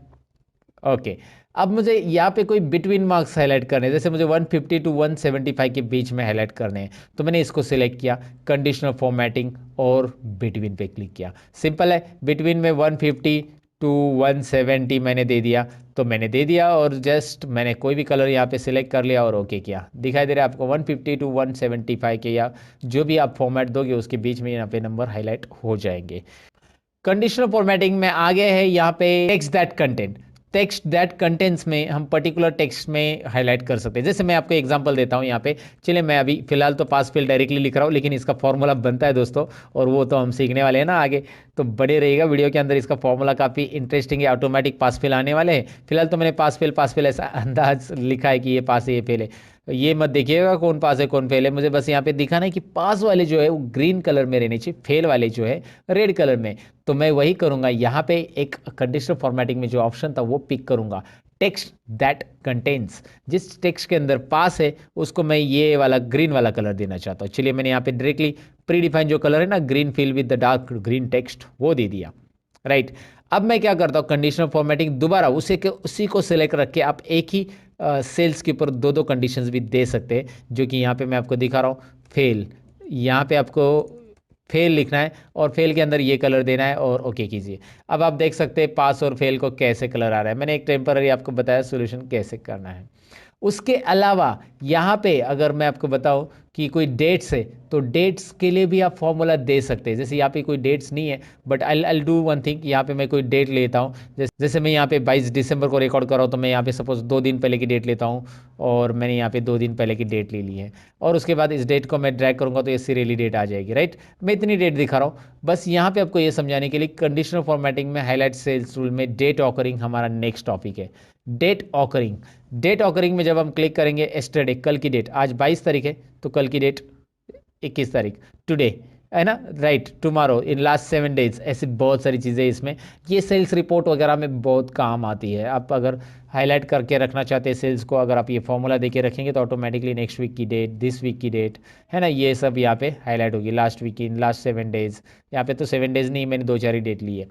तो ये कंडीशनल फॉर्मेटिंग आप यहाँ पे अप्लाई कर सकते हैं डेट वाइज। फिलहाल मैंने उस पर नहीं किया, लेकिन मैंने आपको बता दिया। अच्छा, दूसरी चीज़ यहाँ पे मैं आपको बताना चाहूँगा कि यहाँ पे नाम है और आप चाहते कि यहाँ पे किसी का भी नाम डुप्लीकेट आए तो वो हाईलाइट हो जाए, या आपने मोबाइल नंबर लिखा रहेगा तो डुप्लीकेट मोबाइल नंबर एंटर करते हैं तो वो हाईलाइट हो जाए। तो डुप्लीकेट वैल्यूज़ आपको पता चले एंटर करने के बाद, तो सबसे पहले इस कॉलम पे पूरे कॉलम को सिलेक्ट कीजिए, क्योंकि पूरे कॉलम में जब आप एंटर करेंगे तो आपको पता चलना चाहिए। तो बी कॉलम पे क्लिक करने के बाद conditional formatting, highlight cells rule, और लास्ट ऑप्शन जो है यहाँ पे देखना है from this list duplicate values, ये दिखाई दे रहा है, क्लिक कीजिएगा। क्लिक करने के बाद बस यहाँ पे कलर तो ऑटोमेटिक आने वाला है, कलर है, डुप्लीकेट वैल्यूज यहाँ पे रखिए और ओके कीजिए, डुप्लीकेट ही रखना है। और अभी क्या होगा देखिए, मैं आपको बता देता हूँ कि ए अगर हमने डबल लिखा तो क्या हो रहा है। अगर मैं यहाँ पे ऐप लिखता हूँ सो कुछ भी प्रॉब्लम नहीं है, जी लिखता हूँ उसे कुछ प्रॉब्लम नहीं है, लेकिन उस लिस्ट में अगर वो नाम दोबारा आता है, जैसे ये नाम दोबारा आ गया है बी, तो वो हाईलाइट कर रहा है 2 बार है भैया, ये भी 2 बार है, कहाँ पे वो बता रहा है, सी डी भी हाईलाइट कर रहा है राइट। सो डुप्लीकेट वैल्यू हाईलाइट करने के लिए काफ़ी इंटरेस्टिंग है। आपने ए बी सी डी लिखा है, मैंने ये मत समझो कि ए बी सी डी आएगा खाली, मैंने अनिल नाम लिखा, और अगर अनिल नाम पहले से लिखा होगा लिस्ट में, लुक एट हियर राइट, तो ये भी यहाँ पे हो जाएगा हाईलाइट। इंटरेस्टिंग है, ये सारी चीज़ें आपको समझ में आई होगी। कंडीशनल फॉर्मेटिंग करना कैसे है। कंडीशनल फॉर्मेटिंग में यहाँ पे इस मार्क्स को कुछ अलग तरीके से फॉर्मेट करने के लिए मैं यहाँ पे सबसे पहले इसका फॉर्मेटिंग हटाना चाहूँगा। तो मैं कंडीशनल फॉर्मेटिंग में जाता हूँ, क्लियर रूल्स, और यहाँ पे 2 ऑप्शन रहते हैं कि आपको पूरे शीट का रूल क्लियर करना है, मतलब यहाँ पे राइट साइड में पास फेल को लगाया हुआ रूल भी क्रिएट करना है। तो clear rules from entire sheet कीजिए, सबके रूल जाएंगे, जो सिलेक्टेड है उनके भी जाएंगे, बाकी के भी जाएंगे, और क्लियर रूल्स फ्रॉम सिलेक्टेड मतलब जो नंबर सिलेक्टेड है उसी के जाएंगे। तो मैं फिलहाल नंबर के गायब करना चाहता हूँ, तो देखिए नंबर के रूल्स गायब हो गए। अब यहाँ पे कंडीशनल फॉर्मेटिंग में आपको मैं बताऊँ कि टॉप बॉटम रूल्स भी है, कि इसमें टॉप 10 आइटम्स अगर आपको हाईलाइट करने तो होंगे, टॉप 1 आइटम्स हाईलाइट करने हैं तो यहाँ पे टॉप 1 दिखाई देगा, क्योंकि 65 ही टॉप 1 है तो सभी के सभी हाईलाइट हो जाएंगे। टॉप 2 3 4 5 में वही आएंगे, 6 में नेक्स्ट आइटम आएगा। तो ये टॉप आइटम्स हाईलाइट करने के लिए वैसे आप यहाँ पे बॉटम और बाकी सब आइटम्स हाईलाइट कर सकते हैं, जो आइटम जो नंबर आप हाईलाइट करना चाहते हो वो हाईलाइट कर सकते हैं। आइटम्स हमारे हिंदी में कुछ अलग तरीके से बोला जाता है या मीनिंग लिया जाता है, लेकिन यहाँ पे आइटम्स मतलब नंबर से हमारे दोस्तों। सो समझ में आपको ये कैसे करना है, टॉप बॉटम टॉप 10%, ये ज़रा ट्राई मारिएगा इसके ऊपर ज़रा। डेटा बार्स में यहाँ पे मैं आपको बताऊँ कि डेटा बार्स में जैसे ही आप कोई भी यहाँ पे नंबर्स मतलब कोई भी कलर्स के ऊपर या ग्रेडियंट के ऊपर सेलेक्ट करते हैं, सॉलिड फिल लीजिए या डेटा बार्स में ग्रेडियंट फिल लीजिए, यहाँ पे आपको वो कलर्स में वो पर्टिकुलर सेल पूरा यहाँ पे फिलअप दिखाई देगा। मैं आपको दिखाता हूँ, यहाँ पे हाईएस्ट है इसलिए 65, अगर ये लोएस्ट हो गया तो देखिए ये 5 है ना, क्योंकि उसका परसेंटेज उतना है ना। अगर मैंने इसको 100 दिया तो 65 देखो कितना आ रहा है, 65 उतने ही परसेंटेज रेंज में भरा हुआ रहेगा। 50 रहेगा तो आधा, 100 फुल है तो 50 आधा आ जाएगा सेल में, आधा कलर आधा ये। तो आपको ये समझने में दिक्कत नहीं है कि डेटाबेस यहाँ पे क्या बता रहा है, बहुत सिंपली आपको डेटा का प्रेजेंटेशन मिल रहा है कंडीशनल फॉर्मेटिंग के अंदर। डेटाबेस के रूल्स क्लियर करने हैं या पूरे रूल्स क्लियर करने, तो clear rules from entire sheet, पूरे के पूरे रूल्स मैंने क्लियर कर दिए। अब डेटाबेस के अलावा कलर स्केल भी है, पूरे कलर अलग अलग रेंज में आ जाएगा, मतलब 25 जो रेंज में रहेंगे वो रेंज में एक ही कलर मिलेगा आपको, 25 21 22 23 क्यों एक ही कलर, फिर अलग अलग रेंज में अलग अलग कलर स्केल मिलेंगे। वैसे ही आइकॉन सेट देखिए, ये काफ़ी इंटरेस्टिंग है, जो हाईएस्ट नंबर, ये आपने देखा होगा ना मोबाइल में, जैसे आपको नेटवर्क मिलता है, आपको नेटवर्क पूरा मिला तो 4 Kandi network, 3 Kandi network, 2 Kandi network ऐसा हम बोलते हैं ना। सो यहाँ पे वैसे ये कुछ है, नेटवर्क में शो करिए या फिर इसे शो कीजिए या फिर इसे शो कीजिए, जो भी आपको प्रेजेंटेशन में अच्छा या अट्रैक्टिव लग रहा है ये आप दिखा सकते हैं। ये बस मीटिंग के लिए प्रेजेंटेशन के लिए होगा, प्रिंटिंग के लिए वगैरह इसका यूज़ करने की ज़रूरत नहीं है, और ये डेटा में जब प्रेजेंट किया जाता है तभी इसका ज़्यादातर यूज़ किया जाता है। अब आपको लगा कि यार ये मैंने दिखा लेकिन मुझे यही दिखाना है, इसमें नंबर नहीं दिखाने, तो ये भी हम कर सकते हैं। नंबर गायब करने के लिए एक छोटी सी ट्रिक यहाँ पे बता देता हूँ, मैं आपको जल्दी बता देता हूँ। यहाँ पे नंबर फॉर्मेट दिखाई दे रहा है, उसके यहाँ पे क्लिक करना है नंबर फॉर्मेट पे, होम टैब में ये नंबर फॉर्मेट है, उसका जो ऑप्शंस आता है एक्स्ट्रा ऑप्शंस, यहाँ पे फॉर्मेट सेल्स आ जाएगा। इसे लाने के लिए आप Ctrl+1 भी बटन प्रेस कर सकते हैं कीबोर्ड से, Ctrl+1 ये उसकी शॉर्टकट की है। उसके बाद आपको यहाँ पे नीचे कस्टम पे क्लिक करना है दोस्तों, और कस्टम के अंदर यहाँ पे मैं क्या कर रहा हूँ, टाइप जो दिखाई दे रहा है ना, उसमें मैं सेमीकोलन टाइप करूँगा। बस क्या टाइप करना है, टाइप में सेमीकोलन टाइप करना है, ओके करना है। नंबर गायब, नंबर है वहाँ पे लेकिन वो नंबर डिस्प्ले नहीं होंगी क्योंकि हमने वहाँ पे कस्टम किया सेमीकोलन से।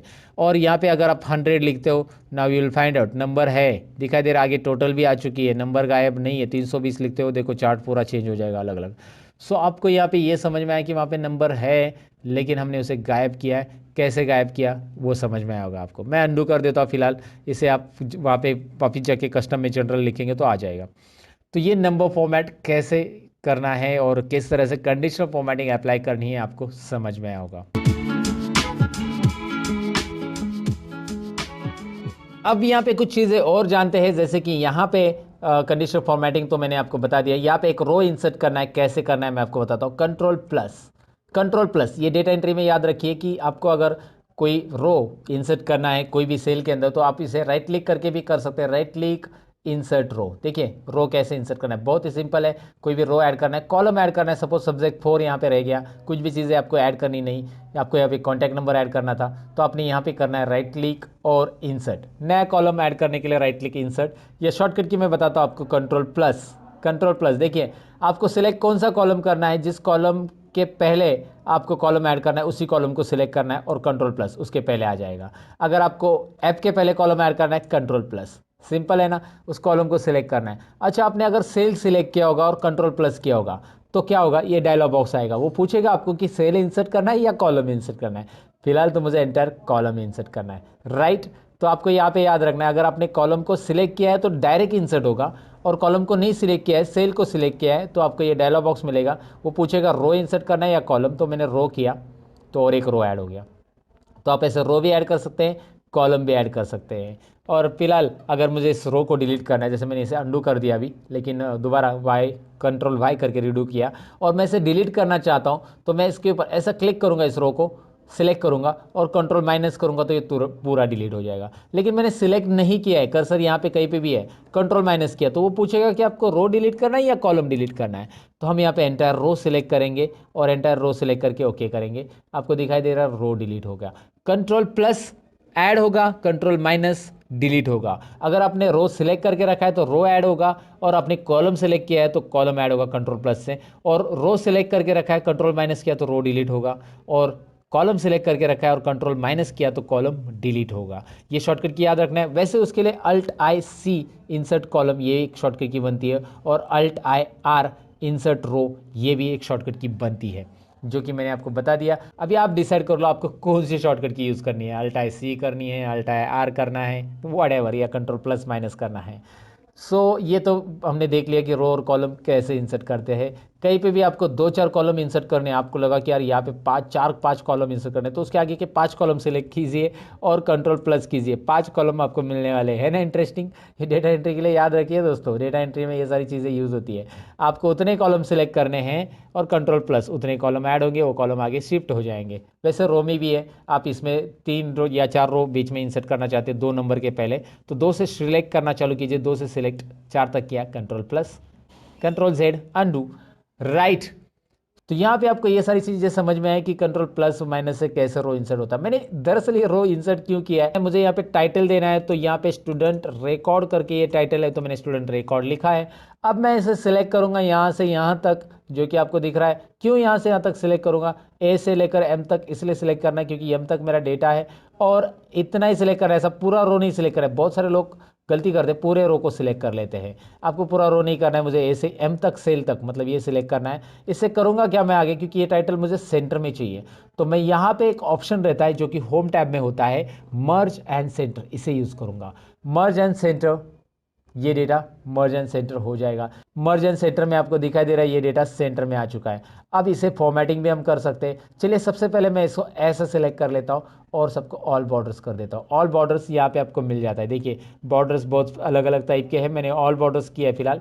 तो ऑल बॉर्डर्स में ये सेल दिखाई दे रहा है। ये ऑल बॉर्डर्स करना क्यों ज़रूरी होता है, अगर आप ऑल बॉर्डर नहीं करेंगे तो भी डेटा रहेगा, लेकिन जब आप कंट्रोल पी करोगे प्रिंटिंग के लिए तो ये ध्यान में रखिए, मैंने ये बॉर्डर किया है उतना ही डेटा दिखाई दे रहा है, मतलब डेटा दिख रहा है और बॉर्डर के साथ दिख रहा है। अगर मैं बॉर्डर नहीं करता, मैं अंडू कर देता हूँ, control Z undo, control P, now look at here, data तो है लेकिन उसके लाइंस नहीं आ रही, क्योंकि ये जो लाइंस होती है ये ग्रिड लाइंस होती है दोस्तों, और ये ग्रिड लाइंस बस यहाँ पे कैलकुलेशंस के लिए आपको डिस्प्ले होगी। प्रिंटिंग के लिए आपको ऑल बॉर्डर्स यहाँ पे रखना चाहिए। वैसे प्रिंटिंग के टिप्स भी मैं इसी ट्यूटोरियल में बताने वाला हूँ। अब प्रिंटिंग में क्या टिप्स रहेंगे मैं आपको यहाँ पे सिंपली दिखा देता हूँ। यहाँ पे आप देखेंगे कि परसेंटेज तो कॉलम तक ही आ रहा है, आगे के 2 कॉलम आ ही नहीं रहे, रिजल्ट और ग्रेड, जो कि हमने अभी निकाला नहीं वैसे, लेकिन यहाँ पे आप देख सकते हैं कि रिजल्ट और ग्रेड ये कॉलम के बाहर जा रहे हैं, एक छोटी सी डॉटेड लाइन दिख रही है। जब आप कंट्रोल पी करोगे तो ये डॉटेड लाइन यहाँ पे अपेयर हो जाती है और प्रीव्यू आपको पता चलता है कि इसके इधर लेफ्ट साइड के जितने कॉलम है वही आने वाले, ये दोनों नहीं आने वाले। तो इसको कैसे फिट करेंगे आगे, आगे है दोस्तों, बने रहिएगा। फिलहाल तो आपको यहाँ पे पता चला कि टाइटल कैसे ऐड किया मैंने, और इसको चाहिए तो आप फिल कलर दे सकते हैं, you can fill the colour like this. और या फिर आपको नहीं लगता है कि यार ये फिल कलर एक एक को क्यों दे दे, तो इसको सिलेक्ट कीजिए और यहाँ पे आपको स्टाइल्स ऑप्शन मिल रहा है, जहाँ से आप डिफरेंट स्टाइल्स अप्लाई कर सकते हैं सेल के ऊपर। डायरेक्टली यहाँ पे स्टाइल अप्लाई हो रहा है, आप डायरेक्ट जो चाहिए वो स्टाइल अप्लाई कीजिए। लेकिन मैं रिकमेंडेशन करूँगा कि स्टाइल वगैरह अप्लाई करने से आप इसे टेबल में कन्वर्ट कीजिए। टेबल में कन्वर्ट कैसे करना है, तो यहाँ पे स्टाइल्स तो आप अप्लाई कर सकते हैं, लेकिन मैं आपको बताऊं कि इस डेटा को, ये टाइटल छोड़ दो, ये तो हमारा मर्जन सेंटर टाइटल है, इस डेटा को हम टेबल में कन्वर्ट कर सकते हैं। टेबल में कन्वर्ट करने के लिए यहाँ पे आपको दो ऑप्शंस रहते हैं, एक तो फॉर्मेट एज ए टेबल में से आप टेबल में कन्वर्ट कर सकते हैं, या फिर इंसर्ट में से यहाँ पे आता है टेबल ऑप्शंस। अब इस टेबल में कन्वर्ट करने के बेनिफिट होते हैं कि इस टेबल को नाम असाइन होता है, और यहाँ पे फॉर्मूला जो भी हम एक बार देंगे वो बार बार देने की जरूरत नहीं। मैं आपको दिखाता हूँ क्या होगा टेबल में कन्वर्ट करने का बेनिफिट। चलिए प्रैक्टिकली देखते हैं। फॉर्मेट एज अ टेबल में जाते हैं, यहाँ पे जो भी डिज़ाइन आपको पसंद है यहाँ से आप डिज़ाइन पिक करिए। आपको लगा ये डिज़ाइन पसंद है, वो पूछ रहा है कि where is the data for your table, and नीचे आपको एक ऑप्शन भी पूछ रहा है my table has a headers. तो मैंने ऑलरेडी उसे चेक किया है कि मेरे टेबल को हेडर है, ऑलरेडी हेडर है ना, मैंने लिखा है सीरियल नंबर नेम, और मैंने यहाँ पे ये जो है मेन सेंटर हेडिंग वो नहीं लिया, याद रखिए वो लेने की ज़रूरत नहीं टेबल कन्वर्ट करते समय। टेबल में यहाँ पे मैंने इसे रेंज को ऑलरेडी डिफाइन किया था पहले से, तो इसलिए वो रेंज आ चुकी है। आप बदलना चाहते हो तो इसे दोबारा आप सिलेक्ट कर सकते हैं, ऐसे नीचे और बढ़ाना चाहते हैं टेबल में तो और भी बढ़ा सकते हैं, वैसे ज़रूरी नहीं। फिलहाल ओके कीजिए, ये दिखाई दे रहा है आपको, ये टेबल में कन्वर्ट हो चुका है। अब ये टेबल का बेनिफिट देखिए, एक तो कलर स्टाइल फॉर्मेटिंग अप्लाई हो चुका, दूसरा है कि यहाँ पे आपको एक ड्रॉप डाउन मिल रहा है जो कि फिल्टर अप्लाई हो रहा है। ये क्या होता है, डेटा फिल्टर करने का काम करता है, कैसे मैं आपको दिखाऊंगा। फिलहाल तो आप यहाँ पे देखिए इसका बेनिफिट और क्या है। जैसे ही सपोज मैं यहाँ पे टोटल को हटा देता हूँ, डिलीट कर देता हूँ, राइट। अब मैं यहाँ पे अल्ट इज इक्वल टू, ये एक फॉर्मूला लगाता हूँ जो कि आपको पता है, अल्ट इज इक्वल टू, और ये फॉर्मूला ऑटोमेटिक टेबल 2 में सब्जेक्ट 1 टू सब्जेक्ट 3 बता रहा है, ऑटोमेटिक वो बताएगा, वो उसके हिसाब से फॉर्मूला टेबल के हिसाब से एंटर करना है। एंटर करने के बाद आपको यहाँ पे ड्रैग करने की ज़रूरत नहीं पड़ेगी, राइट। सिंपल है ना, ड्रैग करने की बिल्कुल ज़रूरत नहीं। अच्छा एक और चीज़, आप यहाँ पे 6 नंबर ऐड करोगे ना तो टेबल में ऑटोमेटिक ऐड हो जाएगा वो, और आगे के फॉर्मूलाज जो है ना वो आपको फिर से देने की ज़रूरत नहीं है, यहाँ पे पूरे फॉर्मूलाज ऑटोमेटिक आएंगे। बस आपको टाइप करने हैं उनके मार्क्स, नाम भी टाइप करना है। फिलहाल मैंने नाम नहीं लिया, लेकिन मैं यहाँ पे कुछ मार्क्स टाइप कर देता हूँ। जैसे यहाँ पे मार्क्स टाइप करा तो आगे उसके फॉर्मूलाज बनते आपको दिखाई दे रहा है। ये टेबल का बेनिफिट होता है, डेटा ऑटोमेटिकली, यहाँ पे फॉर्मूलाज वगैरह दोबारा देने की ज़रूरत नहीं है। इतना ही नहीं, टेबल के वैसे बहुत सारे बेनिफिट्स हैं। फिलहाल तो आपको मैंने बताया कि टेबल आपको फॉर्मेटिंग देता है रेडीमेड कैसे, और ये आपको यहाँ पे समझ में आया होगा। तो टेबल को अगर रिमूव करना है, बहुत सारे लोगों का ये सवाल भी रहता है कि टेबल मैंने अप्लाई किया, अभी मुझे नहीं चाहिए टेबल, ये फॉर्मेटिंग नहीं चाहिए, तो आप टेबल को रिमूव भी कर सकते हैं। इसके लिए आपको टेबल के लिए यहाँ पे एक टैब आता है, जब आप टेबल इंसर्ट करते हो तो एक डिज़ाइन टैब आता है। डिज़ाइन टैब में यहाँ पे एक ऑप्शन रहता है convert to range, convert to range. तो कन्वर्ट टू रेंज पे आप क्लिक कीजिए, और do you want to convert this table into the normal range, yes, ये हमें नॉर्मल रेंज में कन्वर्ट करना है, हमें नहीं चाहिए टेबल में, तो उसका फिल्टर हट जाएगा लेकिन फॉर्मेटिंग नहीं हटेगा। अब आपकी बारी है कि फॉर्मेटिंग भी हटाना है, आपको डेटा नहीं हटाना है, बस फॉर्मेटिंग हटाना है। तो मैं आपको बताऊं कि यहाँ पे एक होम टैब के अंदर क्लियर ऑल भी है, क्लियर फॉर्मेट्स भी है, क्लियर कंटेंट भी है, क्लियर कमेंट है, हाइपरलिंक है। फिलहाल हमारी जो रिक्वायरमेंट है वो है क्लियर फॉर्मेट्स, तो कीजिए ना क्लियर फॉर्मेट। देखिए फॉर्मेट में सब जाएगा, कंडीशनल फॉर्मेटिंग एवरीथिंग, लाइक आपका डेटा रहेगा बस यहाँ पे, राइट। तो आपको टेबल कैसे अप्लाई करना है, कैसे रिमूव करना है, वो आपको यहाँ पे समझ में आया होगा। अब हमें टेबल में जो आया था फिल्टर, वो कैसे अप्लाई करना है वो सीखना है, और साथ में सॉर्ट भी सीखना है। फिल्टर और सॉर्ट सीखेंगे उसके बाद ही हम यहाँ पे रिजल्ट का कैलकुलेशन करेंगे। फिलहाल ये रिजल्ट ऐसे रहने दीजिए, ये जो टाइप किया है मैंने। अब फिल्टर और सॉर्ट कैसे करेंगे, पहले इसे चलिए मैं कंट्रोल ए करता हूँ, अल्ट एच बी ए करता हूँ, अल्ट एच बी ए, क्या किया मैंने, अल्ट एच बी ए दिखाता हूँ। कंट्रोल ए मतलब सिलेक्ट ऑल, अल्ट प्रेस किया, होम टैब के लिए एच प्रेस किया, बी फॉर बॉर्डर्स, यहाँ पे देखिए बी फॉर बॉर्डर्स, ज़रा जूम करके देख लीजिए, बी फॉर बॉर्डर्स और A for all borders, right, alt H B A. ये शॉर्टकट कीज यूज़ करना सीखिएगा दोस्तों। तो अब आप यहाँ पे क्या करेंगे हम, फॉर्मेटिंग मैंने नहीं रखा है, मैं फिल्टर अप्लाई करना सबसे पहले बताऊंगा आपको। फिल्टर कैसे अप्लाई होता है, शॉर्टकट की Alt+A+T, फिल्टर अप्लाई हो गया, जो कि टेबल हमने इंसर्ट किया था तभी फिल्टर आया था, राइट। सो Alt+A+T से यहाँ पे फिल्टर अप्लाई होता है, Alt+A+T दोबारा फिल्टर रिमूव करने के लिए, Alt+A+T apply, Alt+A+T remove, right. सो Alt+A+T से होता है, या डेटा में यहाँ पे आपको ऊपर फिल्टर ऑप्शन दिखाई दे रहा है, डेटा में फिल्टर ऑप्शन पे क्लिक कीजिए, आपको फिल्टर मिल जाता है, remove filter. Okay, home tab में भी फिल्टर है, हाँ दोस्तों, यहाँ पे देखिए होम टैब में राइट कॉर्नर में आपको सॉर्ट और फिल्टर ऑप्शन दिखाई देता है, जिसमें नीचे फिल्टर ऑप्शन दिखाई दे रहा है, जिस पे क्लिक करके आप यहाँ पे फिल्टर ले सकते हैं। तो आप फिल्टर सीख रहे हैं, डेटा के अंदर फिल्टर कैसे अप्लाई करना है ये तो देखा, लेकिन फिल्टर काम कैसे करेगा, यहाँ पे देखिए नेम ऑफ स्टूडेंट में आप चाहते हैं कि मुझे ए और बी का रिकॉर्ड दिखे, तो मैंने उस ड्रॉप डाउन पे फिल्टर का जो ड्रॉप डाउन एरो आता है नीचे डाउन एरो, उस पर क्लिक किया और यहाँ पे बी और सी का, मतलब जो भी स्टूडेंट का देखना चाहते हैं, अनचेक किया सबको, और बी और सी का रिकॉर्ड चेक कर दिया। अब सबको अनचेक किया, बी और सी को चेक किया, तो बी और सी का रिकॉर्ड आपको दिखाई देगा। सिंपल है ना, बहुत सिंपल है, आपको बस यहाँ पे सिलेक्ट ऑल करना है, तो सिलेक्ट ऑल, सभी का रिकॉर्ड आएगा, आप यहाँ पे क्लिक कीजिए और जो रिकॉर्ड आपको चाहिए यहाँ से आप रख सकते हैं। चलिए एक काम कर देते हैं, हम यहाँ पे कुछ नाम मैं लिखता हूँ, तो यहाँ पे मैंने कुछ नाम लिखे और नाम के अकॉर्डिंग मैं फिल्टर करना चाहता हूँ। यहाँ पे है टेक्स्ट फिल्टर्स, नाम के अकॉर्डिंग फिल्टर करने के लिए। टेक्स्ट फिल्टर्स में क्या करना है आपको, देखिए इक्वल टू है, डज नॉट इक्वल टू है, बिगिंस विथ है, एंड्स विथ है, कंटेंट्स विथ है। तो इस फिल्टर को डिटेल में जान लेते हैं। चलिए सबसे पहले मैं इक्वल लेता हूँ, इक्वल लूंगा तो मैं यहाँ पे, तो इक्वल टू में सबसे पहले मैं यहाँ पे नाम टाइप करूंगा अजय वर्मा। अजय वर्मा जो है वो यहाँ पे फिल्टर होके आएगा, मतलब अजय वर्मा ही रहेगा, बाकी सब गायब। यहाँ पे आपको ऑप्शन आएगा फिल्टर के अंदर, clear filter from name of student, तो क्लियर कीजिए फिल्टर को। और आप अगर आगे चाहते हैं, जैसे यहाँ पे डज नॉट इक्वल टू, तो वो नाम लिखा तो उसको छोड़ के बाकी के सब आ जाएंगे, राइट। बिगिंस विथ लेते, चलिए begins with A, begins with A मतलब ए नाम के आ रहे हैं सभी, ए नाम से जिनका शुरुआत हो रहा है वो सभी आ रहे हैं, सो क्लियर फिल्टर। अगर आप, मैं यहाँ पे देखना चाहता हूँ बिगिंस विथ आर, तो आर आ जाएगा जो भी है। एंड्स विथ चाहिए, एंड्स विथ ए, तो यहाँ पे ए नाम से एंड होने वाले देखिए कौन कौन है, 3 लोग हैं, राइट। सो आपको ये फिल्टर कैसे काम कर रहा है डेफिनेटली समझ में आ रहा होगा कि यहाँ पे begins with, and with, contents with. अब कंटेंट्स विथ में जैसे शर्मा नाम के 2 लोग हैं, तो जितने भी शर्मा नाम के लोग हैं, शर्मा सभी के सभी आ जाएंगे। चलिए हाजिर हो शर्मा, हाजिर हो गए। ओके, सो कैसे किया मैंने समझ में आएगा आपको, मतलब एक्सेल ने सब दिया है रेडीमेड, मैंने बस वहाँ पे टाइप किया और आ गया। Does not contains, Sharma sir name की नहीं दिखनी चाहिए, तो शर्मा टाइप कीजिए, बाकी सब आ जाएंगे। शर्मा को गायब कर दीजिएगा, शर्मा जी गए, सभी शर्मा जी गए, बस अभी वर्मा जी है, काले जी है, बाकी सब जी है, सब्जी मीन्स सब्जी, सब लोग है जी।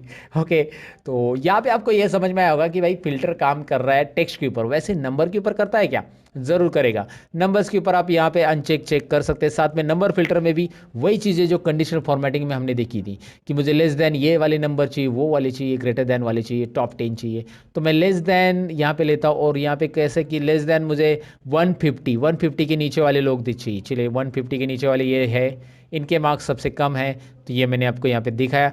150 के नीचे वाले कैसे करना है, मैंने अंडू किया, फिल्टर हटाने के लिए अंडू भी कर सकते हैं यहाँ पे, क्योंकि अभी अभी अप्लाई किया है। तो सो यहाँ पे less than, equal to, between, ये सारी चीज़ें आपको एक बार ज़रूर ट्राई करनी चाहिए। आप एक्सेल बिगिनर्स हो तो इसकी प्रैक्टिस आपको ज़रूर करनी चाहिए फिल्टर की। वैसे ही आप यहाँ पे रिजल्ट के लिए भी कर सकते हैं। यहाँ पे छोटी मोटी चीज़ें हैं जैसे पास और फेल, तो आपको पास वाले देखने हैं, फेल वाले नहीं, तो पास वाले दिखाओ, फेल वाले देखने, पास वाले नहीं, तो वो आप करो, जो आपको यहाँ पे मर्जी है वो फिल्टर के साथ कर सकते हैं। फिल्टर रिमूव करने के लिए Alt+A+T शॉर्टकट की है, हटा दो, Alt+A+T दोबारा प्रेस करो, फिल्टर अप्लाई हो जाएगा। सो इस तरह से हमने फिल्टर को जान लिया। अब फिल्टर के बाद बारी है सॉर्ट की। अब सॉर्ट होता क्या है दोस्तों, सॉर्ट यानी कि डेटा को असेंडिंग और डिसेंडिंग ऑर्डर में लाना। तो अब असेंडिंग और डिसेंडिंग ऑर्डर में क्या जरूरत पड़ सकती है, जैसे यहाँ पे दिखाई दे रहा है name of student, ABCD wise मुझे लगाना है, तो यहाँ पे डेटा के अंदर ही आपको सॉर्ट मिलता है, या होम टैब में भी सॉर्ट मिलता है। A to Z या Z to A लगाना, यानी कि सॉर्टिंग करना, असेंडिंग ऑर्डर में A to Z, और Z to A मतलब डिसेंडिंग। तो चलिए मैं A to Z करता हूँ। अजय वर्मा के बाद A नाम के ही लोग आने चाहिए पहले, फिर B नाम के, फिर C नाम के, A to Z। तो जैसे मैं सॉर्ट के लिए क्लिक करूंगा, बस अजय कॉलम को सिलेक्ट किया है मैंने, ये डेटा ही, और सॉर्ट के लिए क्लिक करूंगा तो एक्सेल एक वार्निंग दे रहा है आपको। ये वार्निंग डायलॉग बॉक्स में ये बता रहा है कि आपने जो डेटा सिलेक्ट किया है उसके आगे भी डेटा है, अगर आप उसे सिलेक्ट नहीं करते हो तो वो डेटा सॉर्ट नहीं होगा। मतलब अजय वर्मा के मार्क्स 35, 50 और 100 है, अगर आपने उसे सिलेक्ट नहीं किया तो किसी और को मिल जाएंगे। अगर आपने कंटिन्यू विथ सिलेक्शन किया तो कंटिन्यू विथ करंट सिलेक्शन। जी हाँ, अजय शर्मा वर्मा के मार्क्स सपोज आकाश काले ऊपर आ गया तो आकाश काले को मार्क्स मिल जाएंगे। सिंपल है ना। या जो भी ऊपर आएगा विनोद वर्मा, ये आगे पीछे होने वाले हैं। तो कंटिन्यू विथ करंट सिलेक्शन आप तभी कीजिएगा जब आपको उसी कॉलम को सॉर्ट करना है। लेकिन अब तो नहीं करना है, पूरे डेटा को सॉर्ट होना चाहिए, उसके साथ डेटा भी बदलना चाहिए। तो आप देखिए मैंने एक्सपांड सिलेक्शन रखा है। राहुल बोर के मार्क्स है 208 टोटल है और विनोद के मार्क्स है 92 टोटल। जरा 2-3 ही मार्क्स याद रखिए। और तो यहाँ पे मैं एक्सपांड सिलेक्शन करूंगा। जैसे मैं एक्सपांड करूंगा तो राहुल बोर के मार्क्स 208 थे वही रहेंगे, आकाश काले के जो मार्क्स थे वही रहेंगे, सबके अपने अपने मार्क्स वही रहेंगे। यहाँ पे दिखाई दे रहा है आपको। आप यहाँ पे अंडू कीजिए, पहले जैसे थे वैसे ही मार्क्स आ रहे हैं सबको। और फिर मैंने किया क्या, अंडू कर रहा हूँ मैं। यहाँ पे दोबारा दिखाता हूँ, मैं Z to A करता हूँ। Z to A expand selection sort. क्या हो रहा है, Vinod ABCD Z to A, ए नाम के नीचे आ रहे, ऊपर उल्टा आ जाएगा, Z to A आ रहा है। सिंपल है, A to Z करना है, A to Z, लेकिन एक्सपांड सिलेक्शन कीजिए, उसके मार्क्स के साथ वो पूरा का पूरा सॉर्ट हो रहा है, राइट। अगर आप ऐसा नहीं करोगे, खाली कंटिन्यू विथ करंट सिलेक्शन करेंगे तो रॉन्ग हो जाएगा। वो कभी कभी ज़रूरत पड़ सकती है आपको, जैसे कि अभी अभी आपको ज़रूरत कभी है, दिखाता हूँ मैं आपको। मैंने इसे अल्फ़ाबेट ऑर्डर में लगाना था, लगा दिया, लेकिन यहाँ पे देखिए नंबर अल्फ़ाबेट ऑर्डर में नंबर उसके अकॉर्डिंग आ रहे क्या नहीं आ रहे। तो नंबर को 1 2 3 वाइज लगाना है। लेकिन मुझे जब A to Z में करूँगा तो ये भी पूछेगा कि आगे का डेटा भी करना है क्या, नहीं करना है, अभी बस नंबर को ही करना है, क्योंकि नंबर मुझे ऑर्डर में लगाने हैं। बाकी मुझे अभी जो अल्फ़ाबेट ऑर्डर में है वही रखना है, इसलिए मैं कंटिन्यू करूँगा, सॉर्ट करूँगा। तो नंबर सॉर्ट हो चुके हैं, आगे कुछ फर्क नहीं पड़ रहा है। आगे जो हमारा असेंडिंग ऑर्डर का था वो असेंडिंग ऑर्डर में ही है दोस्तों। तो ये सिंपल चीज़ें, ये सिंपल बातें आपको समझ में आएगी सॉर्ट से रिलेटेड। सॉर्ट इतना ही नहीं, सॉर्ट में मैंने आपको अल्फ़ाबेट वाइज बताया, आप नंबर वाइज भी देख सकते हैं। मुझे टॉपर यहाँ पे निकालना है, जैसे राहुल भोर ये टॉपर है तो ये ऊपर आना चाहिए 208 नंबर का। मैं क्या करूँगा, टॉपर ऊपर लाने के लिए मैं यहाँ पे Z to A यानी कि largest to smallest number Z to A, तो Z to A ही लिया मैंने। और यहाँ पे मैं करूँगा एक्सपांड सिलेक्शन सॉर्ट। देखिए ये आप होम टैब से भी कर सकते हैं। होम टैब में यहाँ पे देखिए क्या आ रहा है, जैसे आप नंबर सेलेक्ट करें तो यहाँ पे largest to smallest, smallest to largest. अगर आप यहाँ पे टेक्स्ट सेलेक्ट करते हो ना तो यहाँ पे एक्सेल ऑटोमेटिक बताएगा कि भाई A to Z और Z to A, राइट। यहाँ से भी कर सकते हैं। अब हमारी बारी है आगे का टॉपिक जानने की, वो है कस्टम सॉर्ट। ये भी काफ़ी इंटरेस्टिंग है कस्टम सॉर्ट दोस्तों। तो चलिए, सॉर्ट में असेंडिंग डिसेंडिंग तो हमने सीखा, लेकिन सॉर्ट में यहाँ पे एक और ऑप्शन रहता है, जैसे कि मैंने आपको होम टैब में दिखाया था, वो है सॉर्ट। यहाँ पे आप देख सकते हैं, आई मीन कस्टम सॉर्ट। यहाँ पे आप देख सकते हैं कस्टम सॉर्ट ऑप्शन है। अब इसे कैसे करेंगे, इसके लिए मैंने यहाँ पे एक और शीट 2 में डेटा लिया है जो कि आपको दिखाई दे रहा है। अब मैं करूँगा क्या, यहाँ पे मैंने डिपार्टमेंट लिखा है, शॉर्ट में लिखा है डिपार्टमेंट, आप ऐसा पूरा भी लिख सकते हैं। चलिए मैंने लिख दिया। तो अब मुझे करना क्या है कि ये डिपार्टमेंट वाइज सॉर्ट करना है, यानी कि सेल्स और परचेस को अरेंज करना है ये डिसेंडिंग ऑर्डर में, यानी कि सेल्स ऊपर आना चाहिए और परचेस नीचे। डिसेंडिंग ऑर्डर में ऐसे होगा ना, क्योंकि P पहले आता है अल्फ़ाबेट और S बाद में आता है।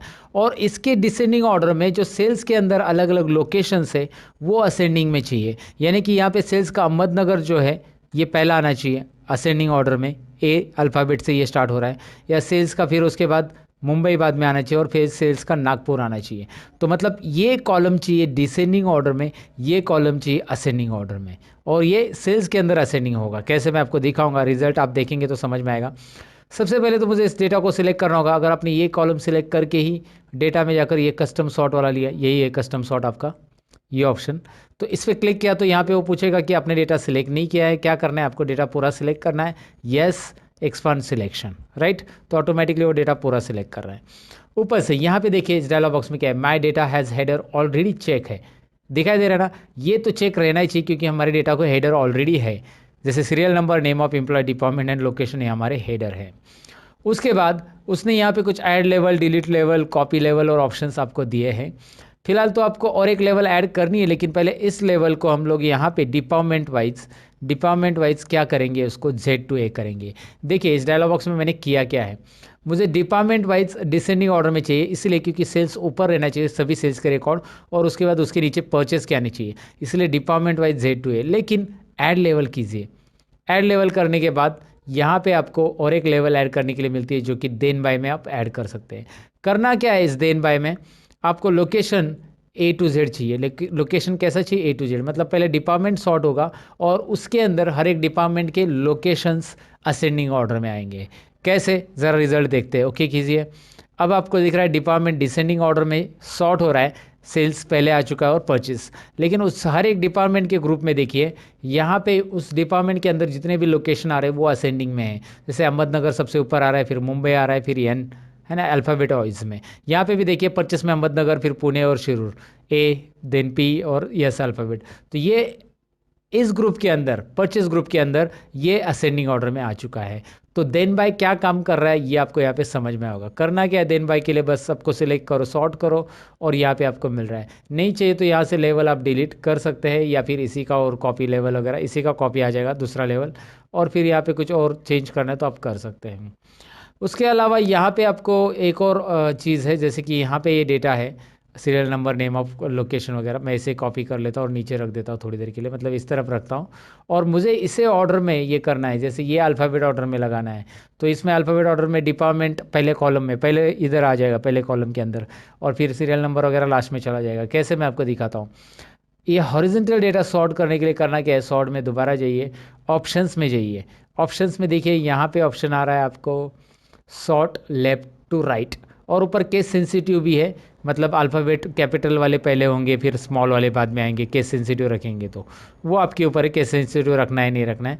सॉर्ट करते हैं लेफ़्ट टू राइट, और उसके बाद ओके करते हैं। यहाँ पे मैंने कॉलम रो ही नहीं सिलेक्ट किया, रो नंबर 9 में डेटा है या 10 में डेटा है हमारा, रो नंबर 10 में डेटा है, यहाँ पे रो सिलेक्ट करना पड़ेगा हमें, ए टू जेड। 10 में ए टू जेड हो रहा है, डिपार्टमेंट, लोकेशन, नेम ऑफ सिर दिखाई दे रहा है आपको। तो आपको हॉरिजॉन्टल डेटा सॉर्ट करना है तो आपको कस्टम सॉर्ट के अंदर यहाँ पे ऑप्शन दिया गया है, राइट। और कैपिटल स्मॉल, पहले कैपिटल वाले चाहिए सब, तो कैपिटल स्मॉल का भी यहाँ पे केस सिलेक्ट कर सकते हैं। केस सेंसिटिव भी सॉर्ट यहाँ पे होता है दोस्तों। तो आपको सॉर्ट यहाँ पे डेफिनेटली समझ में होगा, सॉर्ट कैसे करना है, सॉर्ट में असेंडिंग, डिसेंडिंग और कस्टम सॉर्ट होता क्या है, सारी चीज़ें मैंने यहाँ पे एक्सप्लेन की है। अब हम आते हैं शीट 1 में, जहाँ पे हमारा कुछ चीज़ें बाकी है, जैसे कि यहाँ पे रिजल्ट और ग्रेड कैलकुलेट करना है। तो अब ईप फॉर्मूला हम सीखने वाले हैं। ईप किस तरह से रिजल्ट के लिए काम करता है और ईप फॉर्मूला कैसे काम करता है ओवरऑल एक्सेल में, आज इस टॉपिक में आपको क्लियर हो जाएगा। चलिए ईप सेक्शन में करते क्या है। सबसे पहले तो यहाँ पे हम ट्रैक करेंगे कि हमारे पास सब्जेक्ट कितने हैं, सब्जेक्ट 1, सब्जेक्ट 2, सब्जेक्ट 3। तीनों सब्जेक्ट में अगर किसी भी एक सब्जेक्ट में, तीनों में से किसी भी एक सब्जेक्ट में अगर वो 35 से कम है तो वो स्टूडेंट फेल हो जाएगा। ये हमारा क्राइटेरिया। क्राइटेरिया क्या है, ध्यान से देखिए। हमारी कंडीशन ऐसी है कि सब्जेक्ट 1 में या सब्जेक्ट 2 में या सब्जेक्ट 3 में कहीं पे भी वो फेल है तो स्टूडेंट फेल है। अगर तीनों सब्जेक्ट में उनको 35 से ज़्यादा है, जैसे यहाँ पे आपको सब्जेक्ट 1 में दिख रहा है 35 से ज़्यादा है, सब्जेक्ट 2 में भी है और 3 में भी है, तो तीनों में भी 35 और 35 से ज़्यादा है तो वो पास है। ये हमारा रिजल्ट के लिए कंडीशन है। अच्छा, एक काम कीजिए, मैं छोटा सा ईप पहले समझा देता हूँ। ईप में कौन कौन सी चीज़ें आने वाली वो देखिए। ईप फॉर्मूला तो हमें सीखना है। ईप के अंदर हम एंड कैसे यूज़ करना है, ईप का एंड के साथ कैसे यूज़ होगा, और ईप का और के साथ कैसे यूज़ होगा, और ईप यानी नेक्स्ट ईप कैसे यूज़ होगा, ये भी हम सीखने वाले। ईप के अंदर ईप, मल्टीपल ईप हम बोल सकते हैं उसको।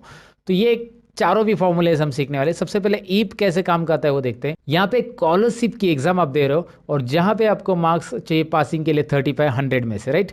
तो एक ही सब्जेक्ट है स्कॉलरशिप का, तो यहाँ पे सब्जेक्ट का मैं नाम ले लेता हूँ स्कॉलरशिप, कुछ भी है नाम यहाँ पे ले लो आप, और उसमें आप एग्ज़ाम दे रहे हो 100 मार्क्स का, 35 पासिंग है और आपको मिले 46। कितने मार्क्स मिले आपको? 46। तो ये आपको मार्क्स मिले हुए स्कॉलरशिप के लिए, राइट। अब आपको करना क्या है, मेरा फॉर्मूला क्या रहेगा, मैं यहाँ पे ज़रा कॉलम की साइज़ बढ़ा देता हूँ। मेरा फॉर्मूला इसके लिए रहेगा 46 के लिए। तो ये पास है कि नहीं है, ये स्टूडेंट जो भी 46 मिला है, यहाँ पे लिख के आना चाहिए आगे के सेल में। तो मैं डायरेक्टली पास टाइप कर सकता हूँ, लेकिन ईप फॉर्मूला में कैसे होगा देखिए। ईप लेने के बाद ईप एक आपको यहाँ पे डिस्क्रिप्शन में दिखाई दे रहा है, यहाँ पे मैं आपको पढ़ के भी दिखाता हूँ। Checks whether a condition is met and returns one value if true and another value if false.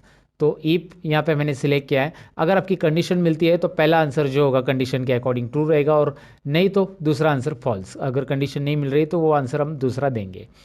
तो ईप आपको 2 आंसर अलाउ करता है। चलिए ईप और टैब बटन प्रेस कीजिए।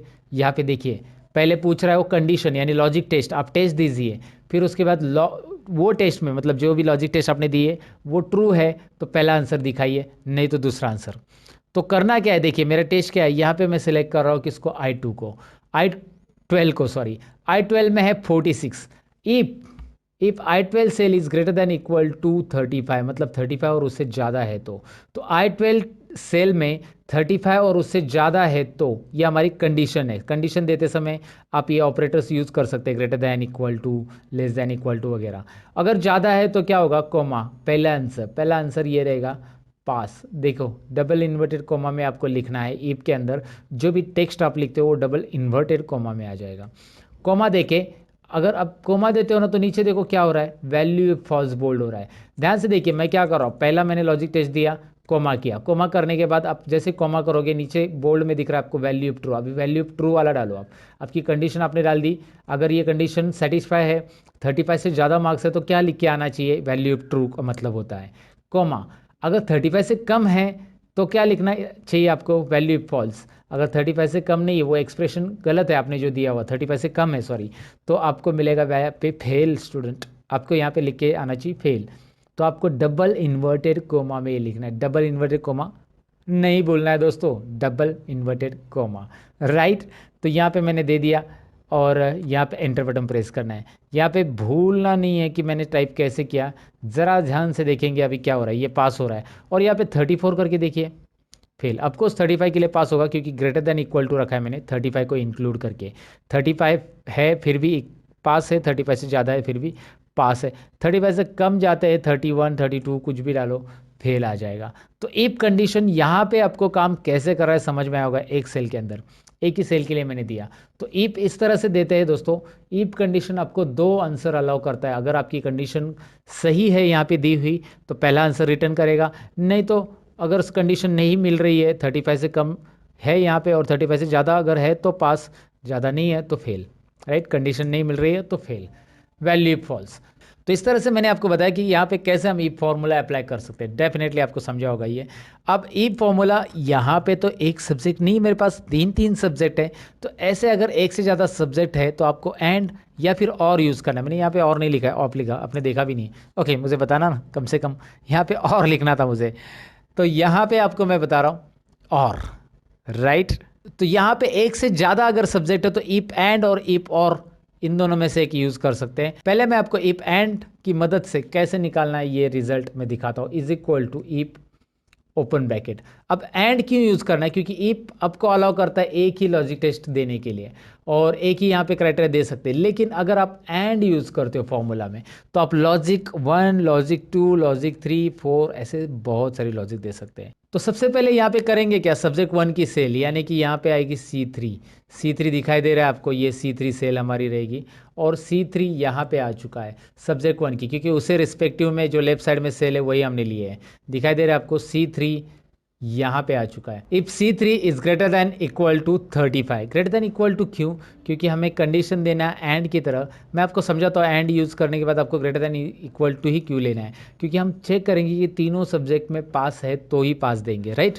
तो पहली कंडीशन दी हमने C3 is greater than equal to 35, comma again यहाँ पे सब्जेक्ट 2 कौन सा है, D3 है, D3 is greater than equal to 35। आप यहाँ पे लिख सकते हैं इस तरह से, या फिर कॉमा देने के बाद आप इस सेल को क्लिक भी कर सकते हैं। क्लिक कीजिए इस सेल के ऊपर, देखिए मैंने कॉमा दिया, इस सेल के ऊपर क्लिक किया, वो ऑटोमेटिकली आ चुका है। उसी के रिस्पेक्ट में जिस रो में आप यहाँ पे फॉर्मूला लिख रहे हो उसी के लेफ्ट साइड का जो सब्जेक्ट का सेल है उसे लेना है और इसमें भी ग्रेटर देन इक्वल टू 35 और ब्रैकेट क्लोज, ब्रैकेट एंड वाला क्लोज कर रहा हूँ मैं। देखिए यहाँ पे कलर दिख रहा है आपको एंड ब्रैकेट का और वही क्लोज कर रहा हूँ मैं। ज़रा इस कंडीशन को समझिए, मैं एक्सप्लेन करने की कोशिश कर रहा हूँ, आपको डेफिनेटली समझ में आएगा। यहाँ पे तीनों सब्जेक्ट की कंडीशन मैंने ली है, तीनों सब्जेक्ट में हमें मिलने चाहिए 35 से ज़्यादा मार्क्स। एंड दिया है ना, तो ये कोमा जो है बीच का वो रिप्रेजेंट कर रहा है एंड, यानी कि C3 is greater than equal to 35, comma यानी कि and D3 is greater than equal to 35 मतलब सब्जेक्ट 2 और A3 मतलब subject 3 it should be greater than equal to 35। तीनों में भी 35 से ज़्यादा रहेंगे या रहने चाहिए, रहेंगे तो क्या होगा कॉमा। अब कॉमा करेंगे जैसे हम इस ब्रैकेट के बाद तो वैल्यू ट्रू, तो क्या होगा अगर ये कंडीशन सेटिस्फाई तीनों में भी 35 से ज़्यादा है तो पास होगा डबल इन्वर्टेड कॉमा में, नहीं तो क्या होगा फेल होगा। मैंने यहाँ पे एंटर वगैरह नहीं प्रेस किया, टाइप के आगे वो ऑटोमेटिक नीचे आ जाएगा, आपको एंटर यहाँ पे प्रेस नहीं करना है, बिल्कुल कोई ज़रूरत नहीं फार्मूला में आपको कोई एंटर वगैरह ऐड करने की, बस टाइप करते जाइए, फार्मूला ऑटोमेटिक अपने आप नीचे आता है आगे अगर नहीं जा रहा है तो लॉजिक टेस्ट क्या है देखिए, तीनों सब्जेक्ट में ग्रेटर देन 35 है तो पास, नहीं तो फेल। एंड का कंडीशन यही काम कर रहा है, एंटर कीजिए, यहाँ पे रिजल्ट आपको मिल रहा है। Are you getting? Look at here, pass pass दोनों भी है क्योंकि तीनों सब्जेक्ट में 35 से ज़्यादा है। यहाँ पे तो ऑफकोर्स 100 ही है, और यहाँ पे देखेंगे तो 35 से कम है किसी ना किसी सब्जेक्ट में। ये तो तीनों सब्जेक्ट में फेल है, लगभग एक सब्जेक्ट में पास है यहाँ पे 35। और यहाँ पे देखिए ये पास होता है कि नहीं होता है, अभी दिखाता हूँ मैं आपको। हो गया पास, राइट। तो तीनों में आपको 35 या 35 से ज़्यादा मार्क्स है तो ही पास होगा, नहीं तो फेल बताएगा। ये हमारा एंड का कहना था। एंड उस तरह से काम करता है जैसे यहाँ पे सारी चीज़ें कंपलसरी होती है एंड के अंदर दी हुई, तो कंपल्शन का काम करता है। जैसे एग्जांपल लो ना, आप अगर कोई ड्राइविंग लाइसेंस निकालने जाते हो और वहाँ पे आपको बोला कि आधार कार्ड और पैन कार्ड दोनों भी चाहिए, मतलब मैं एग्जांपल बता रहा हूँ, तो दोनों भी चाहिए, दोनों कंडीशन है तो ही आपका ड्राइविंग लाइसेंस निकलेगा। यानी कि जहाँ पे दोनों चीज़ें कंपलसरी है या जितनी भी चीज़ें दी हुई कंपलसरी है वो होता है एंड। तो वो क्या बोलेंगे आपको, आपका ड्राइविंग लाइसेंस निकालना है आपको तो आधार कार्ड और पैन कार्ड, और बोलेंगे क्या बोलेंगे, और आधार कार्ड और पैन कार्ड, यानी एंड, राइट। तो वैसे ही अगर आपको और के साथ रिजल्ट निकालना है, और मतलब क्या होता है, ऑप्शनल, राइट। तो और के साथ निकालना है तो कंडीशन क्या रहेगी, मैं दिखाता हूँ। यहाँ पे एक कॉलम इंसर्ट करना है, जो कि मैंने आपको बताया कॉलम कैसे इंसर्ट करना है ऑलरेडी। राइट क्लिक करके इंसर्ट, यहाँ पे रिजल्ट 2 नाम देते हैं हम इसका। तो यहाँ पे इफ और ओपन ब्रैकेट के बाद मैं और लिखूंगा, और से भी आंसर सही आएगा दोस्तों, जी हाँ सही आएगा। लेकिन आप बोलोगे कैसे, कंडीशन में हम चेंज करने वाले हैं। सब्जेक्ट 1 की कंडीशन में हम लेंगे लेस देन 35। अब ऐसा क्यों, मैं आपको समझाता हूँ। चलिए यहाँ पे पहले फॉर्मूला टाइप कर देते हैं। सब्जेक्ट 1 के बाद सब्जेक्ट 2 यानी D3, वहाँ पे क्लिक करेंगे तो भी चलेगा, less than 35, and comma E3 less than 35। इससे होगा क्या, तीनों में से किसी भी एक सब्जेक्ट में 35 से कम है, तो मैंने और लिखा है ना दोस्तों। और का मतलब यहाँ पे होता है कोई भी एक सब्जेक्ट में 35 से कम है तो वो सब्जेक्ट 1 में चेक करेगा 35 से कम है तो डायरेक्टली वो रिजल्ट शो करेगा, या सब्जेक्ट 2 में चेक करेगा 35 से कम मिला तो डायरेक्ट रिजल्ट शो करेगा, और सब्जेक्ट 3 में भी चेक करेगा। तीनों में से किसी, तीनों में भी 35 से कम नहीं रहने चाहिए, ऐसा नहीं कि तीनों में भी, तीनों में से किसी भी एक में, क्योंकि और लिखा है हमने एंड नहीं लिखा है, तो तीनों में से किसी भी एक में अगर 35 से कम है तो कॉमा डबल इन्वर्टेड कॉमा में फेल, और फिर कॉमा डबल इन्वर्टेड कॉमा में पास। यहाँ पे एक भी कॉमा नहीं मिस करना है, नहीं तो फॉर्मूला कॉमा में चला जाएगा। हमेशा की तरह मजाक कर रहा हूँ, लेकिन यहाँ पे मैं आपको बताऊँ कि कॉमा भूलना नहीं है दोस्तों। फेल और पास कैसे निकाला ये रिजल्ट आपको दिखाई दे रहा है। चलिए मैं आपको दिखाता हूँ आंसर क्या आता है इसका। एंटर कीजिए and have a look this. क्या हो रहा है देखिए, पास है, और मैं इस फॉर्मूला को यहाँ पे ड्रैग करूँगा। नाउ यू कैन सी, यहाँ पे दिखाई दे रहा है जैसे यहाँ पे आ रहा था एंड के साथ आंसर, वैसे ही यहाँ पे आ रहा है। Got it. कोई डिफ़िकल्टी नहीं है दोस्तों, इसे निकालने में कोई प्रॉब्लम नहीं आएगा। आप इस फॉर्मूला को ज़रा ध्यान से समझने की कोशिश कीजिए, रट्टा मत मारिएगा, रट्टा मारने से कुछ मतलब नहीं होता है। एंड क्या काम करता है, और वैसे ही काम करता है जैसे आप एक वोटिंग कार्ड निकालने गए और वहाँ पे बोला कि यार आपके पास आधार कार्ड है, वो बोला, आपने बोला नहीं। आपके पास पैन कार्ड है, तो चलो लाओ पैन कार्ड से बना देते हैं, आपने बोला है तो पैन कार्ड से भी बनेगा, या आधार कार्ड, दोनों में से एक है। मतलब सभी चीज़ें कंपलसरी नहीं है, ऑप्शनल है। आधार कार्ड नहीं है तो पैन कार्ड दिखाओ, पैन कार्ड नहीं तो राशन कार्ड दिखाओ, ऐसे आपको बोला गया है। तो यहाँ पे ऑप्शनल चीज़ें आती है, तो यहाँ पे वही मैंने किया कि C3 में जाकर वो चेक करेगा 35 से कम है क्या, है तो डायरेक्ट फेल बताएगा, आगे की कंडीशन उसे चेक करने की ज़रूरत नहीं है क्योंकि ये और है दोस्तों। और D3 में चेक करेगा 35 से कम है क्या, है तो डायरेक्टली फेल बताएगा, नहीं तो फिर E3 में चेक करेगा, E3 में 35 से कम है तो तो फेल बताएगा, तीनों में भी नहीं है तो डायरेक्टली क्या बताएगा, वो पास बताने वाला है, क्योंकि ये सेटिस्फाई नहीं हो रहा है, राइट। तो इस तरह से इफ एंड और इफ और इफ काम करता है। बस अभी इफ में एक और चीज़ सीखना है जिससे हम ग्रेड निकालने वाले हैं, यानी कि नेक्स्ट इफ। अब नेक्स्ट इफ कैसे होगा, if with in if, if के अंदर इफ, हम इफ के अंदर इफ, हम इफ के अंदर इफ, बहुत सारे इफ लेने वाले हैं। वैसे हम कितने इफ लिख सकते हैं, वैसे 100 इफ भी लिखेंगे तो भी चलेगा, लेकिन मैं आपको बताऊं कि एक्सेल 2019 के अंदर नया फॉर्मूला आया है। इफ को बार बार लिखने से अच्छा आप एक ही बार लिखिए, उसका नाम है इफ्स, और उसके लिए वीडियोस मैंने बनाए थे एक्सेल 2019 में, कौन से नए फॉर्मूलाज है उसका लिंक डिस्क्रिप्शन में, अगर आप इंटरेस्टेड हो तो ज़रूर वीडियो देख लेना दोस्तों। फिलहाल तो मैं आपको बताऊं कि यहाँ पे इज इक्वल टू करना है और आपको इफ टाइप करना है। इफ टाइप करने के बाद सबसे पहला कंडीशन, हम कोई भी एक रिजल्ट लीजिए, ये रिजल्ट ले लेते। If result is equal to fail, अगर रिजल्ट में फेल है तो ग्रेड में भी फेल आएगा, ग्रेड में पास नहीं आएगा। If result is equal to fail then result अगर फेल है तो ग्रेड भी फेल है, ये समझ लेना। पहली कंडीशन हमने दे दी कि रिजल्ट फेल है तो ग्रेड फेल है। अगर रिजल्ट फेल नहीं है तो पास ट्रैक करने की ज़रूरत नहीं, ऑटोमेटिक फेल नहीं है तो कॉमा कीजिए, यानी कि यहाँ पे आपके पास ईफ में दो आंसर रहते हैं, फेल है तो फेल, फेल नहीं है तो क्या आंसर आएगा, फेल नहीं है तो if open bracket, if open bracket के अंदर लॉजिक टेस्ट देंगे हम इस ग्रेड के लिए। यानी कि ग्रेड कैसा रहता है हमारा, मैं आपको बताता हूँ। इस सेल के अंदर K3 के अंदर 75 से ज़्यादा है तो यहाँ पे मैंने ग्रेटर देन साइन ले लिखा, ग्रेटर देन इक्वल टू 75। अगर 75 से ज़्यादा है तो A प्लस ग्रेड हम देंगे यहाँ पे, A प्लस। मैंने कौन सा ग्रेड लिखा है देखिए, A प्लस, और ये इन्वर्टेड कोमा में रहेगा इस तरह से। ध्यान से देखिए यहाँ पे कर क्या रहा हूँ मैं, अगर फेल है तो फेल होगा, नहीं तो फेल नहीं है तो K3 में चेक करेंगे कितने मार्क्स है। K3 में चेक करना है यहाँ पे 75 और उससे ज़्यादा है तो greater than equal to 75, then A plus grade आने वाला है। अब यहाँ पे एक बात याद रखिए कि मैंने डिसेंडिंग ऑर्डर ग्रेड लिया है, यानी कि सबसे हाईएस्ट ग्रेड पहले लिया है और यही करना है आपको ग्रेड के फॉर्मूला में। तो ग्रेड के फॉर्मूला में क्या करना है, पहले 75 चेक कीजिए, अगर 75 से ज़्यादा नहीं है तो अब कोमा दीजिए, कोमा देने के बाद दोबारा ईप आएगा, ईप ओपन ब्रैकेट, और हम K3 की दोबारा सेलेक्ट करेंगे, K3 greater than equal to, इस बार हम 60 चेक करेंगे, 60 है तो कौन सा ग्रेड देंगे, देखिए ध्यान से 60 है तो यहाँ पे हम A ग्रेड देंगे, लेकिन हमने एक ही आंसर दिया है वैल्यू इफ ट्रू वाला, वैल्यू इफ फॉल्स वाला आंसर हम यहाँ पे देंगे, दूसरा ईप लेंगे, वैल्यू इफ फॉल्स की जगह हम दूसरा ईप लेंगे, और यहाँ पे हम क्या लिखेंगे देखिए, फिर से लॉजिक टेस्ट K3, मतलब एक ईप के अंदर दूसरा ईप कैसे मैं कर रहा हूँ देखिए, K3 is greater than equal to 50, अगर 50 या 45 लेते हैं, 45 से ज़्यादा है तो C ग्रेड। तो पहला आंसर हमने जैसे लिखा C ग्रेड, इसका यहाँ पे दिख रहा है वैल्यू इफ ट्रू, पहला आंसर इस ईप का, लॉजिक टेस्ट ये है, और कॉमा, और जैसे दूसरा आंसर लिखना है और एक ईप ऐड करेंगे हम, if open bracket, K3 is greater than equal to 35 है तो कौन सा ग्रेड, यहाँ पे गलती कर दी मैंने, यहाँ पे होना चाहिए C ग्रेड और वहाँ पे होना चाहिए B ग्रेड, ये हमारी थोड़ी सी गलती होगी, यहाँ पे मिस्टेक हम यहाँ पे सुधार लेते हैं। चलिए, देर आए दुरुस्त है, राइट। तो यहाँ पे A प्लस A B और C ग्रेड मैंने लिखा। आप लगा यार इतना बड़ा फॉर्मूला, आप ऐसा सोचो मत बिल्कुल। ये फॉर्मूला क्या है मैं आपको बताता हूँ। ये फॉर्मूला रिपीट है, ये फॉर्मूला दिख रहा है यहाँ से यहाँ तक, यही कॉपी करके यहाँ पे फिर से रखा गया है, बस दिखाई दे रहा है। बस आपको चेंज करना है ग्रेड यहाँ पे, और ग्रेड और मार्क्स चेंज करने, कंडीशन चेंज करना है। बाकी यहाँ पे ब्रैकेट कितने क्लोज होंगे ये सब देखने की ज़रूरत नहीं है, चिंता करने की ज़रूरत नहीं है। एंटर कीजिए, एक्सेल ऑटोमेटिक ब्रैकेट क्लोज कर रहा है, यहाँ पे इस बॉक्स में दिख रहा है एक्सेल ऑटोमेटिकली ब्रैकेट यहाँ पे क्लोज कर रहा है। यस, तो यहाँ पे ब्रैकेट को यस करेंगे और आंसर आ रहा है। चलिए देखते हैं अकॉर्डिंग टू दैट परसेंटेज के हिसाब से, जो फेल है फेल के लिए फेल, और जो परसेंटेज यहाँ पे दिखाई दे रहे हैं उसके हिसाब से उसको मार्क्स आए हैं कि नहीं आए, आए हैं।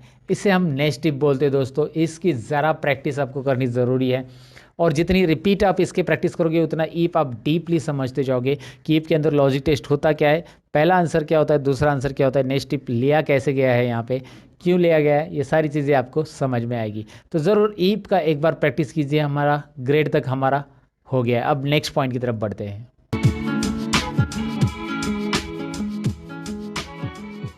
तो नेक्स्ट पॉइंट ये है कि हमने इस पे रिजल्ट तो कर लिया, अब हमारा नेक्स्ट पॉइंट है चार्ट्स। जी हाँ, चार्ट्स को डिटेल में समझ लेते हैं। हमने ये तो कर लिया कि भाई इसमें रिजल्ट कैसे निकालना है। अब ये यहाँ पे मैंने इसे सिलेक्ट कर लिया मार्क्स को नेम्स के साथ, और चार्ट्स इसके ऊपर बनाना है। मुझे देखना है कौन से स्टूडेंट को कौन से सब्जेक्ट में मार्क्स कितने हैं, तो मैं इसे सिलेक्ट करूँगा और इंसर्ट में जाकर यहाँ पे आपको चार्ट मिल जाते हैं। बहुत सारे चार्ट के अलग अलग ऑप्शन आपको यहाँ पे मिलेंगे, बहुत सारे चार्ट्स के अलग अलग ऑप्शन आपको यहाँ पे मिलेंगे, कॉलम चार्ट वगैरह वगैरह सब है। और सपोज आप यहाँ पे कोई भी चार्ट सेलेक्ट करके इंसर्ट करते हो तो यहाँ पे देखिए कैसे आने वाला है। डायरेक्ट प्रीव्यू आपको दिखाई देता है यहाँ पे। अच्छा, ये डायनेमिक है, माउस घुमाओ आपको प्रीव्यू नज़र आएगा, और जो अच्छा लग रहा है वो यहाँ पे आप इंसर्ट कर सकते हैं। फिलहाल एक नॉर्मल एक कॉलम चार्ट में इंसर्ट कराओ, इसकी डिटेल में हम समझने वाले हैं कि कैसे करना है इसे। लेकिन मैंने क्या किया, नेम ऑफ स्टूडेंट से आगे सिलेक्ट किया, सब्जेक्ट की हेडिंग नहीं सिलेक्ट की। इसीलिए क्या हुआ, यहाँ पे सब्जेक्ट की सीरीज़ 1 2 3 आ रहा है। मैं इसे डिलीट कर देता हूँ और डेटा में पूरा यहाँ से यहाँ तक डेटा सिलेक्ट कर रहा हूँ। फिर उसके बाद इंसर्ट में जाकर तो चार्ट आप ले सकते हैं, या फिर उसके लिए एक शॉर्टकट की भी आप प्रेस कर सकते हैं जो कि है F11। मैं इस डेटा को सिलेक्ट करके अगर F11 प्रेस करता हूँ ना दोस्तों, तो आपको यहाँ पे एक नई शीट आ रही है, बॉटम में दिख रही है। शीट 1 में हमारा डेटा था, चार्ट 1 करके एक यहाँ पे शीट आ चुकी है। शीट 1 में डेटा है, चार्ट 1 करके एक नई शीट आ चुकी है जिसमें हमारा चार्ट आ चुका है। यहाँ पे आपको दिख रहा है राहुल भोर, अजय शर्मा, रमेश ढोले, संदीप शर्मा, विनोद शर्मा एंड आकाश काले, किसको कितने मार्क्स हैं यहाँ पे आपको दिख रहे हैं। ईजिली आप इस मार्क्स के थ्रू, मतलब इस चार्ट के थ्रू गेस कर सकते हैं, या फिर देख सकते हैं किसको कितने मार्क्स हैं, ईजिली देख सकते हैं। गेस करने की ज़रूरत नहीं, वैसे देख सकते हैं। यहाँ पे मैं आपको बताऊँ कि ये जो चार्ट मैंने क्रिएट किया है इसके बहुत सारे अलग अलग ऑप्शन बनते हैं जो कि हमें यहाँ पे देखने हैं। डिज़ाइन टैब के अंदर चार्ट को पूरा कंप्लीटली सीखना है और इसके ऊपर फॉर्मेटिंग करने के लिए बाजू में फॉर्मेट टैब भी आया है। अब इस चार्ट को मैंने जानबूझकर अलग से शीट पे लिया ताकि हम यहाँ पे कुछ फॉर्मेटिंग कर सके। सबसे पहले तो मैं आपको बताऊँ कि यहाँ पे ये जो नाम दिखाई दे रहे हैं नीचे वाले, इसकी स्टाइल आप बदल सकते हैं, इसकी साइज़ बदल सकते हैं, सब कुछ कर सकते हैं। उसके लिए होम टैब में जाकर यहाँ से आप इसकी साइज़ बढ़ा सकते हैं। देखिए मैं बढ़ा रहा हूँ, राइट। आप जितना चाहिए उतनी साइज़ उसकी मर्जी बढ़ा सकते हैं। यहाँ पे उसको बैकग्राउंड कलर देना है दे सकते हैं, इस तरह से उसको हाईलाइट कर सकते हैं, बोल्ड करना है कर सकते हैं। और आप यहाँ पे चार्ट टाइटल दिया है, इसकी भी साइज़ बढ़ा सकते हैं। उसमें चार्ट टाइटल में कुछ नया नाम डालना है तो आप बस उस पर क्लिक रखिए, फॉर्मूला बार में क्लिक करके यहाँ पे लिखिए स्टूडेंट प्रोग्रेस या कुछ भी आप लिख सकते हैं यहाँ पे। तो इस तरह से चार्ट यहाँ पे चार्ट के लिए टाइटल भी ऐड होता है। अच्छा, डिज़ाइन टैब में मैं आपको बताऊँ कि यहाँ पे रेडीमेड डिज़ाइन से यहाँ पे अगर आप अप्लाई करते हो तो रेडीमेड डिज़ाइंस आ जाती है। जो मैंने फॉर्मेटिंग की थी वो गायब हो जाएगी और रेडीमेड स्टाइल रेडीमेड डिज़ाइन आपको यहाँ पे देखने मिल जाएगी। हाँ, दोबारा आप रेडीमेड डिज़ाइन के बाद भी फॉर्मेटिंग करना चाहते हो तो ये अलाउ करता है, कोई बात नहीं है। आप यहाँ पे बस आके चार्ट के साइज़ वगैरह टेक्स्ट बढ़ा सकते हैं, जितनी चाहिए उतनी टेक्स्ट साइज़ वहाँ पे रखो, बोल्ड करना है बोल्ड कीजिए, हो रहा है। यहाँ पे जो आता है नीचे इसे लीजेंड बोलते हैं, सब्जेक्ट 1 2 3। इस लीजेंड को आप ऊपर भी रख सकते हैं, क्लिक एंड ड्रैग करके जहाँ पे चाहिए वहाँ पे रख सकते हैं। ऐसा क्लिक एंड ड्रैग करके रख सकते हैं। इसकी साइज़ आप ऐसे बढ़ा सकते हैं बॉक्स की, और उसके अंदर के कंटेंट की साइज़ बढ़ाने के लिए यहाँ पे क्लिक कर सकते हैं। यहाँ पे आपको दिख रहा है कंटेंट की साइज़, और इसे भी हम बोल्ड करेंगे। इस बॉक्स की साइज़ थोड़ी सी बढ़ाएंगे। Now you can see that colours also, यहाँ पे दिखाई दे रहा है वो कलर्स कौन से सब्जेक्ट के कौन से हैं। साथ ही में ये जो हमने डिज़ाइन लिया था, ये डिज़ाइन में उसमें डेटा लेबल भी आ रहे हैं। यहाँ पे इसे डेटा लेबल बोलते हैं। ये जो मार्क्स यहाँ पे दिखाई दे रहे हैं ना, 45 65 35, ये हमारे डेटा लेबल। यहाँ पे अलग लेआउट लेंगे तो देखिए यहाँ पे इस तरह से आ रहा है। आप जैसे चाहिए वैसे यहाँ पे कर सकते हैं। आपको जो फॉर्मेटिंग चाहिए वो यहाँ से चेंज कर सकते हैं। अंडू कर देता हूँ मैं, फ़िलहाल यही रख देता हूँ। यहाँ पे चेंज कलर ऑप्शन भी दिया है, कलर्स चेंज होंगे अगर आप मूव करते हो, जैसे जो चाहिए वो कलर्स में आप यहाँ पे चार्ट देख पाएंगे, राइट। उसके अलावा यहाँ पे क्विक लेआउट ऑप्शन दिया गया है। क्विक लेआउट में क्या है देखिए, क्विक लेआउट में जैसे आप माउस पॉइंटर घुमाते हो वैसे अलग अलग डिज़ाइंस, अलग अलग लेआउट्स आपके सामने यहाँ पे प्रेजेंट होंगे, और आपको जो पसंद है वो आप यहाँ पे ले सकते हैं। जो प्रेजेंटेटिव लग रहा है, यहाँ पे टेबल के साथ आ रहा है, नीचे टेबल भी आ रहा है, दिखाई दे रहा है आपको। सो वट एवर, लाइक आपको जो पसंद है यहाँ से आप सिलेक्ट कर सकते हैं। नहीं है तो पहले वाला रहने दीजिएगा। तो यहाँ पे आ गया add chart element axis. Axis में हॉरिजॉन्टल एक्सिस तो है, जैसे कि राहुल बो राजेश ये सब दिखाई दे रहा है आपको नाम, लेकिन वर्टिकल नहीं है। वर्टिकल में देखिए अभी ऐड हो गया, दिख रहा है ना, ये 0 20 कितने मार्क्स है वो देखने के लिए। वर्टिकल एक्सिस की ज़रूरत है नहीं है, वो यहाँ से आप हाइड और शो कर सकते हैं। अच्छा, हमने वैसे भी लेबल दिए है यहाँ पे, तो लेबल दिए है तो उसको वर्टिकल एक्सिस रखना है नहीं रखना है, यहाँ से आप हाइड भी करेंगे तो भी चलेगा। एक्सिस टाइटल देखिए, एक्सिस टाइटल में आपको यहाँ पे दिख रहा है प्राइमरी हॉरिजॉन्टल और वर्टिकल दोनों टाइटल आ रहे हैं। जैसे मैं क्लिक करूँ वर्टिकल के लिए तो यहाँ पे आ रहा है टाइटल। इसमें क्या करना है, मार्क्स आपको फॉर्मूला बार में लिखना है, एंटर कर देना है, और इसकी साइज़ बढ़ानी है तो आप यहाँ से बढ़ा सकते हैं इस तरह से। इंटरेस्टिंग है ना? ओके, बहुत ही इंटरेस्टिंग है, कोई डिफ़िकल्टी नहीं है। यहाँ पे बस डिज़ाइन टैब में जाना है और बस क्लिक करना है, कोई फार्मूला वगैरह तो देना है ही नहीं है।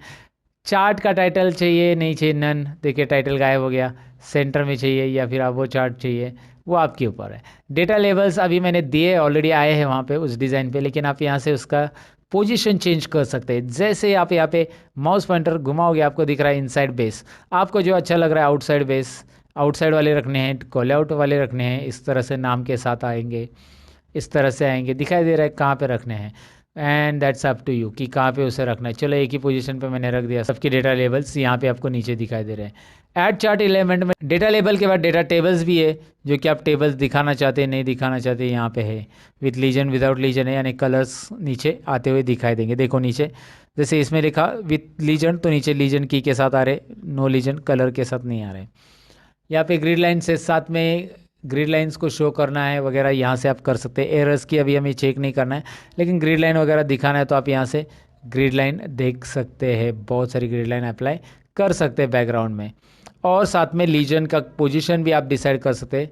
राइट में रखना है, टॉप में रखना है, बॉटम में रखना है, लेफ्ट में रखना है, बॉटम में रखना है। यहाँ पे लीजेंट आपको दिखाई दे रहा है, जैसे मैं मूव कर रहा हूँ, राइट में चाहिए तो राइट में, टॉप में चाहिए तो टॉप में। ये लीजेंट हम बोलते हैं इसे, इसे आप माउस से ड्रैग करके भी रख सकते हैं।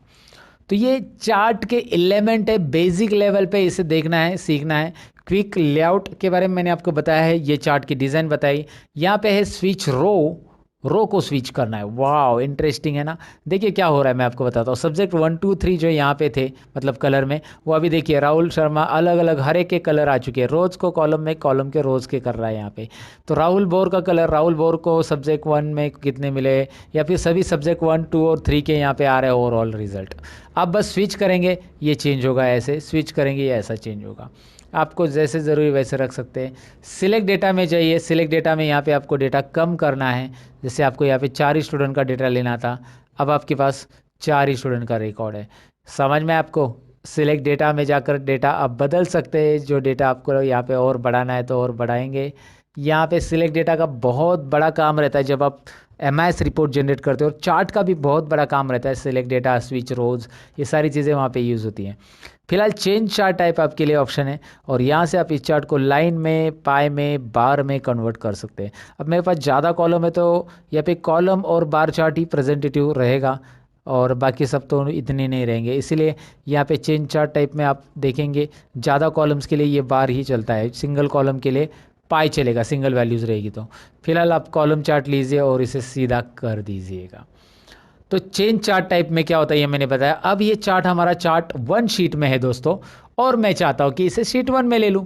तो शीट 1 में ले सकते कि नहीं ले सकते? बिल्कुल ले सकते। कैसे? यहाँ पे डिज़ाइन में यहाँ पे ऑप्शन है मूव चार्ट। कौन सा ऑप्शन है? देखिए, मूव चार्ट। तो करना क्या है, बस मूव चार्ट पे क्लिक कीजिए। कहाँ पे रखना है उसको? ऑब्जेक्ट इन में रखना है, और ऑब्जेक्ट इन में कहाँ पे? शीट 1 में रखना है। तो ऑब्जेक्ट इन में क्लिक कीजिए, शीट 1 में। अब यही चार्ट आपको शीट 1 में मिल जाएगा। इसकी साइज़ बहुत बड़ी की थी हमने, अब इसे छोटी करनी पड़ेगी आपको। यहाँ से दोबारा इसकी साइज़ छोटी कीजिए, तभी तो चार्ट नज़र आएगा।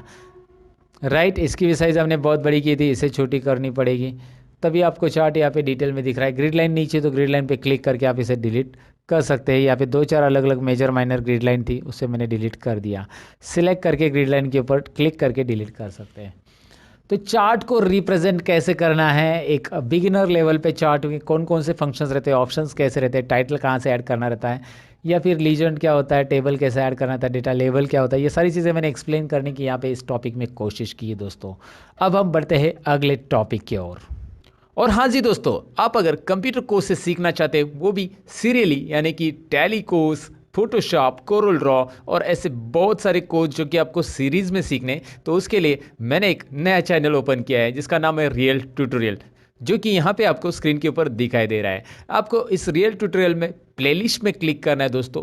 प्लेलिस्ट के अंदर यहाँ पे आपको सीरीज वाइज वीडियो मिलेंगी। आपको टैली की वीडियोस देखना है, आपको फोटोशॉप के देखना है, आपको ऑटोकैड के देखना है। फिलहाल तो 3 सीरीज यहाँ पे है, तो इसमें से जो वीडियोस आपको देखने हैं उसकी सीरीज पे क्लिक कीजिए, एक साथ सभी वीडियोस आपको मिलेंगे।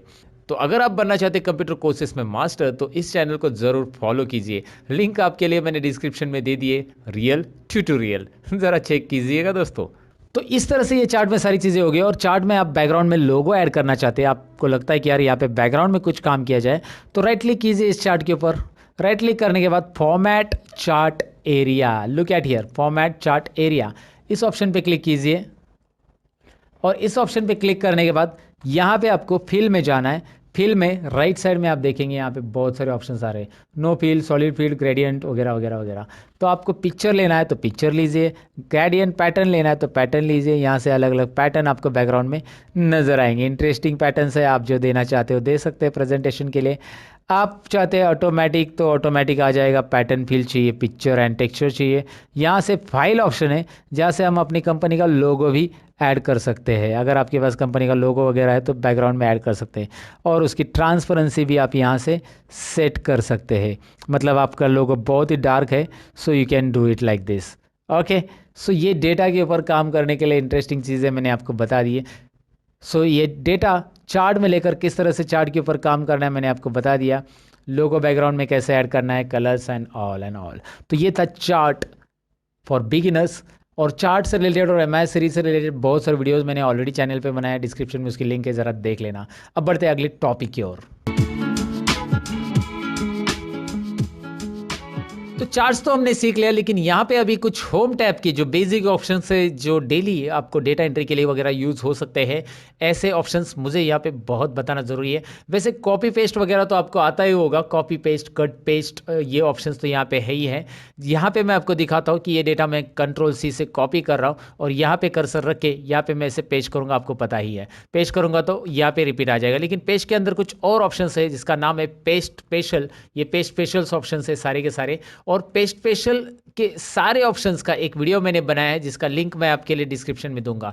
ये पेस्ट स्पेशल कंप्लीटली कैसे यूज़ किया जाता है इसका ऑलरेडी मैंने वीडियो बनाया है, जिसका लिंक आपको डिस्क्रिप्शन में मिलेगा। यहाँ पे भी मैं स्क्रीन के ऊपर दिखा रहा हूँ कि लर्न मोर चैनल पे ऑलरेडी ये वीडियो अपलोड हो चुका है, तो वो आपको ज़रूर देखना होगा, क्योंकि यहाँ पे मैं अभी ये सारे कंटेंट ऐड नहीं कर रहा हूँ, लेकिन ऑलरेडी वीडियो मैंने बनाया है, इसका एक इंफॉर्मेशन मैं आपको दे रहा हूँ यहाँ पे। उसके अलावा फॉर्मेट पेंटर क्या काम का होता है मैं आपको बता देता हूँ। कॉपी पेस्ट तो जनरली सबको आता है, कट पेस्ट भी जनरली पता रहता है, लेकिन फॉर्मेट पेंटर जनरली सब लोगों ने वहाँ पे देखा रहता है लेकिन नहीं आता है। तो मैं आपको बता देता हूँ करना क्या है। यहाँ पे सपोज आपने कोई फॉर्मेटिंग की और यही जो फॉर्मेटिंग का बैकग्राउंड या फिर इसे बोल्ड किया है, आपने अंडरलाइन किया है, यही टाइटल का फॉर्मेटिंग आप इसे भी करना चाहते हैं ऊपर, या ऊपर के पूरे रो को, ये रो को करना चाहते हैं, तो करना क्या है, कर्सर आपका इसी पे रहेगा, जिस पे फॉर्मेट किया है उस पे कर्सर रखो, फॉर्मेट पेंटर पे क्लिक करो। फॉर्मेट पेंटर पे जैसे ही आप क्लिक करोगे, look at here, format painter पे मैंने क्लिक किया और जैसे क्लिक करोगे माउस पॉइंटर पे पर ध्यान दीजिए, ब्रश के साथ आ रहा है। आप जिसके ऊपर भी ये घुमाओगे आप ऐसे, वो उसके ऊपर ये फॉर्मेटिंग अप्लाई होने वाला है। देखिए मैंने घुमा दिया, इसके ऊपर ये फॉर्मेटिंग यहाँ पे अप्लाई हो चुका है। समझ में आपको फॉर्मेट पेंटर होता क्या है। वैसे फॉर्मेट पेंटर को आप सिंगल क्लिक और डबल क्लिक से भी यूज़ कर सकते हैं। अभी मैंने सिंगल क्लिक से यूज़ किया और ड्रैग किया। अब दूसरा है कि मैंने इस पे ऊपर डबल क्लिक किया। अगर मैं डबल क्लिक करूंगा ना, तो मैं एक साथ यहाँ पे मैंने राहुल बोर को, सपोज अजय वर्मा को फॉर्मेट करना चाहता हूँ। अभी देखिए फॉर्मेट पेंटर कंटिन्यू चालू रहता है अगर आपने फॉर्मेट पेंटर पे डबल क्लिक किया तो। ये बात बहुत सारे लोगों को पता नहीं रहता है कि फॉर्मेट पेंटर पे हम डबल क्लिक करके फॉर्मेट पेंटर को ऐसे रिपीट भी यूज़ कर सकते हैं। सिंगल क्लिक किया तो क्या होगा, एक ही बार फॉर्मेट पेंटर वर्क करेगा। डबल क्लिक करेंगे तो ऐसा मल्टीपल टाइम्स आप वर्क कर सकते हैं फॉर्मेट पेंटर पे। जहाँ पे भी आप क्लिक करोगे फॉर्मेट पेंटर चालू ही रहेगा। एस्केप बटन करेंगे तो फॉर्मेट पेंटर रिमूव हो जाएगा। एस्केप बटन प्रेस कीजिए। देखिए मैं दोबारा बता देता हूँ, आपको यहाँ पे क्लिक करना है, फॉर्मेट पेंटर सिंगल क्लिक किया और आपने जिस नंबर पे, मैं यहाँ पे ड्रैग कर रहा हूँ फिलहाल, तो वो उतना फॉर्मेट हो रहा है। फिर से फॉर्मेट पेंटर, माउस की तरफ ध्यान दीजिए, अभी प्लस साइन आ रहा है, फॉर्मेट पेंटर नहीं आ रहा है। अगर मैं इस पर क्लिक करके डबल क्लिक करता हूँ फॉर्मेट पेंटर पे, now I can click here, here I can drag here also. तो एक साथ मल्टीपल सेल्स को फॉर्मेट करने के लिए आप फॉर्मेट पेंटर पे डबल क्लिक कीजिएगा। है ना इंटरेस्टिंग। फिलहाल मैं अंडू कर देता हूँ। अंडू पता है ना, Ctrl+Z अंडू, अंडू, और रीडू करने के लिए Ctrl+Y, undo and redo. Undo and Pandu नहीं होता है दोस्तों, अंडू एंड रीडू होता है, याद रखिए। अंडू पांडू तो नाना पाटेकर जी बोलते हैं, अंडू पांडू समझा क्या। ओके मैं जस्ट जोक कर रहा हूँ। फिलहाल तो आपको मैं बताऊँ कि ये फॉर्मेट पेंटर तो आपको समझ में आया होगा। बोल्ड इटैलिक अंडरलाइन मुझे बताने की ज़रूरत नहीं। ऑल बॉर्डर्स के बारे में मैंने बताया आपको कैसे करते हैं। यहाँ पे कलर्स वगैरह कैसे फिल करना है वो भी हमने देख लिया। बहुत सारी बार आपको ऑल बॉर्डर्स नहीं देने की ज़रूरत पड़ सकती है। सपोज आपने ऑल बॉर्डर्स को नो बॉर्डर करना है तो यहाँ पे जाओ, यहाँ पे जाओ, और यहाँ पे ऑल बॉर्डर्स की ज़रूरत नहीं है आपको, नो बॉर्डर, बस इसको आउटसाइड बॉर्डर देना है। अभी देखिए इसका आउटसाइड बॉर्डर भी चला गया है।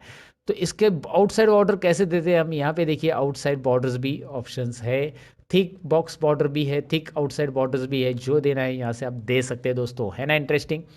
सो यहाँ पे बॉर्डर आपको देना कैसे है वो एक बार ट्राई कीजिए। इस बॉर्डर में बहुत सारे कलर फिल चाहिए तो यहाँ से आप उसको शेडिंग कलर दे सकते हैं डिफरेंट। फॉन्ट कलर है, यहाँ पे टेक्स्ट की साइज़ वगैरह बढ़ाना, यहाँ पे इसे सेंटर करना है। जैसे मैं इसकी हाइट बढ़ा रहा हूँ, ज़रा ध्यान से देखिए, रो की हाइट ऐसे आप बढ़ा सकते हैं। ये याद रखना है। जैसे हमने कॉलम की विड्थ से सीखी थी कि आप यहाँ से ऐसा ड्रैग कर सकते हैं, वैसे हम रो की हाइट यहाँ पे बढ़ा सकते हैं। वैसे मैं आपको बताऊँ कि कॉलम और रो की विड्थ अगर इक्वली करनी है सभी कॉलम की, तो आप एक काम कीजिए, एक तो आप इसे सभी रो को एक साथ सिलेक्ट कीजिए और बीच में कहीं पे भी एरो रख के आप ऐसे ड्रैग करेंगे, इक्वली सबकी हाइट बढ़ेगी।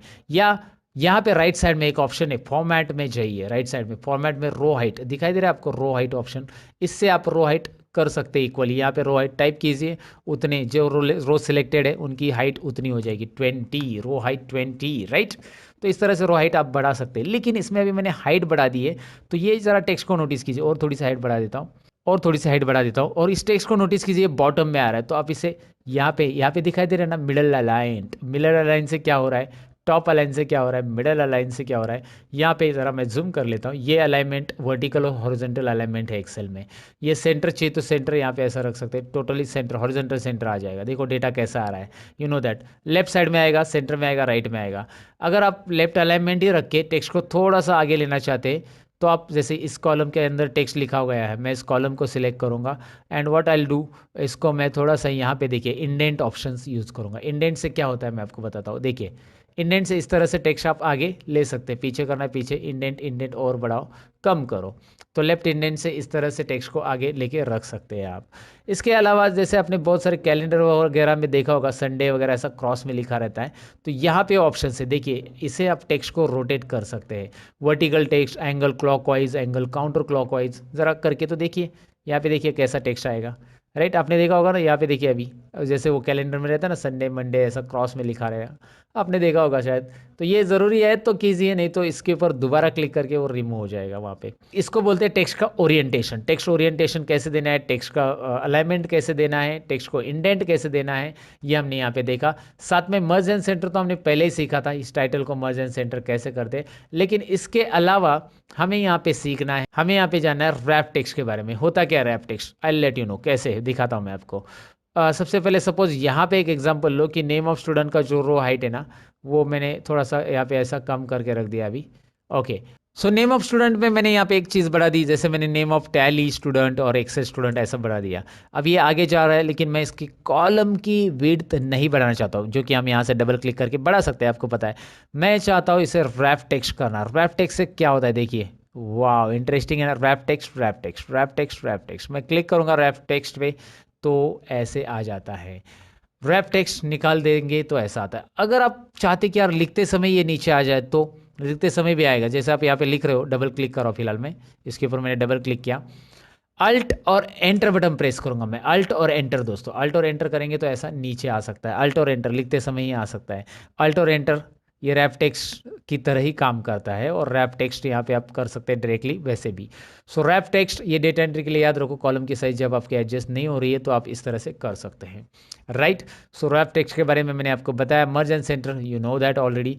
अब अच्छा एक बात और, यहाँ पे अगर मैं डेटा के अंदर, वैसे डेटा के अंदर बहुत सारी चीज़ें, लेकिन मैं यहाँ पे नीचे लिखते जाऊँगा डेटा, तो ऊपर हेडिंग तो चला गया मेरा, तो मुझे ये नहीं पता चलेगा कि यार ये सब्जेक्ट 1 है, 2 है या 3 है। बार बार मुझे ऊपर जाके देखना पड़ेगा ना सब्जेक्ट, अगर मैं नीचे लिखते जा रहा हूँ तो ऐसे समय में मैं चाहता हूँ कि ये ऊपर के 2 रो जो है, ये एक और ये 2 रो, ये ऊपर फिक्स रहे और परमानेंट रहे, फ्रीज रहे। उसको फ्रीज बोला जाता है एक्सेल में। तो उसके लिए हमें करना क्या है, तो यहाँ पे कर्सर रखना है 3 नंबर रो पे। कर्सर कहाँ पे रखा है मैंने, देखिए मुझे जो रो लॉक करना है उसके नीचे के रो पे कर्सर रखना है, मुझे ऊपर के रो फिक्स करने हैं। उसके लिए एक व्यू में ऑप्शन दिया है, ज़रा इसे ध्यान से देखिए। व्यू के अंदर यहाँ पे एक फ्रीज पेन्स ऑप्शन है, फ्रीज पेन्स। फ्रीज करेंगे हम, किसको फ्रीज करेंगे, उसने पूछा है कि टॉप रो एक ही करना है या फर्स्ट कॉलम करना है, लेकिन मुझे फ्रीज पेन्स ही करना है क्लिक डायरेक्टली, क्योंकि मैंने ऑलरेडी लोकेशन दे दिया कि 3 नंबर रो पे मैंने कर्सर रखा है। तो फ्रीज पेन्स मैंने ऑन किया तो यू विल नोटिस यहाँ पे एक लाइन आएगी, वो अभी मैंने बॉर्डर दिया इसलिए यहाँ पे समझ में नहीं आ रहा है, लेकिन आपको एक लाइन नज़र आएगी एक्स्ट्रा, या फिर आप डाउन एरो प्रेस करते जाओ, you will find out the changes क्या हो रहे दिखाई दे रहे हैं आपको। मैं नीचे स्क्रॉल करते जा रहा हूँ और अलग अलग रो में मैं स्क्रॉल कर रहा हूँ तो भी टाइटल हेडिंग वही की वही रह रही है, क्योंकि मैंने उसे फ्रीज किया। और नहीं चाहिए तो आप इसे अनफ्रीज भी कर सकते हैं। वैसे आप कॉलम के लिए भी कर सकते हैं, राइट साइड में अगर आप जा रहे हो ऐसे तो आप उतने कॉलम, अभी मुझे 1 नंबर कॉलम यहाँ पे दिखना चाहिए, मैं 1 नंबर का डेटा टाइप कर रही हूँ या 2 नंबर का, तो मैं इधर बी कॉलम में कर्सर रख दूंगा और यहाँ पे फ्रीज पेन्स में जाकर फ्रीज पेन्स ऑन करूँगा। अब इससे होगा क्या, मैं ऐसे राइट में जाऊँगा तो भी 1 नंबर कॉलम दिख रहा है ना आपको, वो सीरियल नंबर का वो वहाँ पे ही रहेगा, राइट। और बॉटम में आऊँगा तो भी ये आपको दिखाई देगा, क्योंकि मैंने फ्रीज पेन्स B2 या B3 सेल से समथिंग किया है, तो वो पूरा का पूरा यहाँ पे फ्रीज हो चुका है। और मुझे निकालने के लिए अनफ्रीज यहाँ पे करना होगा, अनफ्रीज ऑप्शन फ्रीज की जगह ही आ जाता है। सो ये एक डेटा एंट्री के लिए या डेटा टाइप करते समय याद रखना है, जब आपको डेटा टाइप करना है तो फ्रीज पेन्स और अनफ्रीज पेन ज़रूरी है। अगर आप एक्सेल में बेसिक चीज़ें नहीं जानते ऐसा कुछ, तो फिर मुश्किल हो जाएगा आपके लिए। अब यहाँ पे कुछ चीज़ें और है जो कि हैं नंबर फॉर्मेट में, होम टैब के अंदर से यहाँ पे आपको दिखाई दे रहा है नंबर फॉर्मेट में। जब कभी भी आप डेट लिखते हो एक्सेल के अंदर, ये सारे लोगों से गलती हो जाती है, सारे लोगों से ये प्रॉब्लम होता है। और यहाँ पे डेट लिखने के बाद में, अभी मैं इसके कॉलम की साइज़ बढ़ा देता हूँ नहीं तो वो दिखाई नहीं देगा, बाद में मैं यहाँ पे कोई नंबर टाइप करता हूँ 35, तो वो ऐसा आ रहा है, अरे नंबर ही नहीं ले रहा है, तो यहाँ पे वो डेट फॉर्मेट में कन्वर्ट हो चुका है। तो आपके लिए तरीका ये है कि आप यहाँ पे क्लिक करो और उसे नंबर फॉर्मेट में कन्वर्ट करो। नंबर फॉर्मेट में क्या करना है आपको, कन्वर्ट, तो ये नंबर में दिखाई देगा ना। और आप चाहते हो उसे जनरल फॉर्मेट में रखो जिसमें डेसिमल प्लेसेस ना आए, तो जनरल फॉर्मेट में रखो। जनरली हम जनरल फॉर्मेट में रखते हैं जब कोई नंबर ऑटोमेटिक टाइप करते तो। और डेसिमल के साथ नंबर, करेंसी, यहाँ पे बहुत सारे डेट फॉर्मेट वगैरह आपको दिखाई दे रहे हैं। अच्छा, अगर आपने डेट लिखी और वहाँ पे नंबर आ रहा है तो वहाँ पे आपको करना क्या है, यहाँ पे जैसे मैं आपको दिखाता हूँ, यहाँ पे मैंने लिखा 20/2 और 2019, ऐसा कुछ भी लिख दिया, राइट। अब मैं जब इसे यहाँ पे कन्वर्ट कर देता हूँ, ज़रा मैं देखा जनरल फॉर्मेट में, तो इस तरह से नंबर आ रहा है। अगर कभी ऐसा नंबर फॉर्मेट में कुछ आ गया तो आप उसे नंबर फॉर्मेट की जगह इसे डेट फॉर्मेट में कन्वर्ट कर सकते हैं इजीली। तो उसके लिए करना क्या है, आपको बस यहाँ पे करना है शॉर्ट डेट या लॉन्ग डेट। शॉर्ट डेट या लॉन्ग डेट यहाँ पे आसानी से आप कर सकते हैं नंबर फॉर्मेट को डेट फॉर्मेट में कन्वर्ट करने के लिए। वैसे मैं आपको शॉर्टकट की बताऊँ तो कंट्रोल शिफ्ट यहाँ पे हैश, ये आप डेट फॉर्मेट में कन्वर्ट कर सकते हैं। कंट्रोल शिफ्ट 1 नंबर फॉर्मेट में हो जाता है, कंट्रोल शिफ्ट 2 टाइम फॉर्मेट में हो जाएगा, कंट्रोल शिफ्ट टिल्ड यहाँ पे जनरल फॉर्मेट में होगा, कंट्रोल शिफ्ट टिल्ड 1 2 3, ये याद रखिए 1 2 3 कंट्रोल शिफ्ट के साथ ये अलग अलग फॉर्मेट में आपको कन्वर्ट करने के लिए देता है, राइट। कंडीशनल फॉर्मेटिंग वैसे हमने सीख लिया है कैसे करना है, मैंने बताया है। और फॉर्मेट एज कैसे ही ये टेबल होता है ये भी मैंने आपको दिखाया। यहाँ से आपको अलग अलग स्टाइल्स मिल जाती है जो कि आप अप्लाई कर सकते हैं, ये भी मैंने बताया था। इंसर्ट में यहाँ पे इंसर्ट शीट रोज भी आता है, जैसे आप यहाँ पे रो इंसर्ट करना चाहते हो तो मैंने वैसे भी आपको बताया है। रो कंट्रोल प्लस से इंसर्ट होता है, कंट्रोल माइनस से डिलीट होता है। यहाँ से भी इंसर्ट और डिलीट ऑप्शन है आपके लिए। और फॉर्मेट में आपके रो और कॉलम की साइज एडजस्ट करने के लिए है ही। कैसे करना है मैंने सारी चीज़ें यहाँ पे बता दी है आपको। और ऊपर से मैंने आपको बताया था कि क्लियर में जाकर क्लियर फॉर्मेट से क्या होगा। देखिए यहाँ पे फॉर्मेटिंग अगर नहीं चाहिए तो आप क्लियर कर सकते हैं, मुझे नहीं चाहिए फॉर्मेटिंग, सो क्लियर में जाइए, क्लियर फॉर्मेट्स, फॉर्मेट जाएगा। क्लियर ऑल मतलब पूरा क्लियर हो जाएगा। क्लियर कंटेंट्स मतलब खाली कंटेंट और कमेंट लिखी होगी या हाइपर लिंक दिया रहेगा तो वो क्लियर हो जाएगा। क्लियर ऑल कर दूंगा मैं तो इस तरह से हो रहा है, राइट। सो क्लियर कंटेंट करना है तो कंटेंट कीजिएगा, इस तरह से आप इसे क्लियर कर सकते हैं, राइट। और फिल सीरीज़ के बारे में तो मैंने बताया था स्टार्टिंग में कि आप फिल सीरीज़ कैसे कर सकते हैं। यहाँ पे भी है फिल सीरीज़ ऑप्शन की, डाउन फिल कैसे होगा ऑटोमेटिकली वो दिया है वहाँ पे। और यहाँ पे फाइंड एंड रिप्लेस भी ऑप्शन है, जहाँ से रिप्लेस मतलब वर्ड चेंज करना। जैसे आपको लगता है कि यार यहाँ पे मैंने एक वर्ड टाइप किया जिसमें सब रॉन्ग है, मतलब एक वर्ड आपने 10 बार लिखा है, तो जैसे सब की जगह मुझे सब्जेक्ट ये वर्ड पूरा चाहिए था, तो मैं यहाँ पे सब लिखूंगा और यहाँ पे सब्जेक्ट लिखूंगा। देखिए मैंने क्या किया है, मुझे पूरा वर्ड चाहिए था, सब की जगह सब्जेक्ट लिखना चाहिए, तो यहाँ पे सब सब सब लिखा है मैंने, तो सब्जेक्ट 1 2 3 4 आना चाहिए, जो भी सब्जेक्ट है वैसे। तो किया है फाइंड आउट में सब, रिप्लेस विथ में सब्जेक्ट, और रिप्लेस ऑल पे click. Now you can see replacement क्या काम करता है। सो फाइंड एंड रिप्लेस भी है, कोई वर्ड ढूंढना है तो फाइंड कर सकते हैं, और यहाँ से आप फाइंड डायलॉग बॉक्स आपको मिल जाता है। तो ये मैंने होम टैब यहाँ पे कवर करने की कोशिश की है कि कैसे कुछ करना है, एक्सेल के अंदर क्या क्या चीज़ें होती है, यहाँ पे मैंने डिटेल में एक्सप्लेन करने की कोशिश की है। ये एक्सेल बिगिनर्स के लिए वीडियो है दोस्तों, और इसमें प्रिंटिंग लास्ट ऑप्शन है हमारा, और प्रिंटिंग हम देखते हैं प्रिंट कैसे किया जाता है एक्सेल के अंदर, and then will finish it. और ये बिगिनर्स के लिए एक्सेल है, इसीलिए मैंने इतनी ही चीज़ें कवर की। एक्सेल इतना ही नहीं है, बहुत कुछ है। तो एक्सेल जो बिगिनर के बाद सीखना चाहते हैं उसके लिए एक ट्यूटोरियल आएगा बड़ा सा, जिसमें मैं बहुत सारी चीज़ें और एक्सप्लेन करूंगा एक्सेल के अंदर, जो कि उसके लिए आपको थोड़ा इंतज़ार करना पड़ेगा। लेकिन आगे का टॉपिक सीख के जाइएगा कि प्रिंट कैसे करते हैं। प्रिंट करने के लिए control P, right, control P किया तो यहाँ पे प्रिंट आ जाता है, ऐसा ऐसा प्रिंट आ रहा है। एक काम करते हैं, मैं यहाँ पे ज़रा थोड़ा सा डेटा को अरेंज कर देता हूँ। पहले प्रिंट करने के लिए यहाँ पे मैं डेटा को एक काम कर देता हूँ, पूरा नॉर्मल जैसे डेटा था पहले, जैसा रखा था डेटा मैंने वैसे लाता हूँ यहाँ पे। उसके लिए करना क्या है, बस आपको कंट्रोल जेड ही तो बटन प्रेस करते जाना है। कंट्रोल जेड बटन प्रेस करते जाएंगे तो यहाँ पे आपको डेटा मिल जाएगा। मैंने अंडू कर दिया पूरा का पूरा। फिलहाल इस चार्ट की मुझे ज़रूरत नहीं, मैं इसे डिलीट कर देता हूँ, और यहाँ पे लिखा हुआ एक्स्ट्रा कंटेंट भी मैं डिलीट करता हूँ। अब देखिए मैं कंट्रोल पी करूँगा तो यहाँ पे आपको ये प्रिंट में बॉर्डर के साथ, मैंने बॉर्डर दिया है इसको, इसलिए बॉर्डर के साथ आ रहा है। अगर आपने बॉर्डर नहीं दिया तो बॉर्डर नहीं आएगा, आपको मैंने स्टार्टिंग में बताया था। अब यहाँ पे मैं आपको बताऊँ कि चलो कंट्रोल पी में हम इसमें आ चुके हैं, कंट्रोल पी स्क्रीन के अंदर यहाँ पे। लेकिन आपको दिखाई दे रहा है कि यार काउंट तक ही डेटा आ रहा है, काउंट तक, काउंट के आगे भी डेटा है मेरा। यहाँ पे देख सकते हैं ना, एक्सेल में काउंट के आगे भी है, लेकिन यहाँ पे एक डॉटेड लाइन आ रही है जो कि पिन की बाउंड्री या पेज की साइज़ बता रही है कि पेज यहाँ तक ही है, डॉटेड लाइन। ये कंट्रोल पी बटन प्रेस करने के बाद आपके भी एक्सेल में दिखाई देगी कि यहाँ तक का ही प्रिंट होगा। तो आगे का डेटा का क्या, मैं इसको डबल क्लिक करके एडजस्ट कर सकता हूँ, या कंट्रोल ए करके, कंट्रोल ए और यहाँ पे alt H O I press का, तो auto fit column width, column की विड्थ जो है ऑटोमेटिक जितनी रिक्वायर्ड है उतनी आ जाएगी। तो कंट्रोल पी करो, अभी अभी एवरेज तक डेटा आ गया है। चलिए एवरेज में भी थोड़ा सा काम कर देते, हम यहाँ पे प्रिंटिंग के लिए और थोड़ा सा काम सेटल करना पड़ेगा हमें डेटा को प्रॉपरली। डेसिमल प्लेसेस हम यहाँ पे कम कर देते हैं, और यहाँ पे भी अल्ट एच ओ आई करने के बाद ये भी कम हो गया। अब आपको दिखाई दे रहा है रिजल्ट 1 रिजल्ट 2 तक आ रहा है, ग्रेड नहीं आ रहा है। तो ऐसे में क्या करेंगे हम आगे, हमें इसे एक ऑप्शन यहाँ पे मिल जाता है, और यहाँ पे है पोर्ट्रेट की जगह आप इसे लैंडस्केप कीजिए। लैंडस्केप करते ही पेज का हॉरिजेंटल व्यू आ जाएगा, और यहाँ पे जितने चाहे और कॉलम आपकी मर्जी और भी ऐड कर सकते हैं। लेकिन आप चाहते हैं कि नहीं नहीं नहीं, लैंडस्केप में रो कम आएंगे, पोर्ट्रेट ही चाहिए, वर्टिकली डेटा चाहिए, तो रखिए यहाँ पे एक ऑप्शन है राइट कॉर्नर में, शो मार्जिन, ये दिख रहा है आपको मार्जिन ऑप्शंस।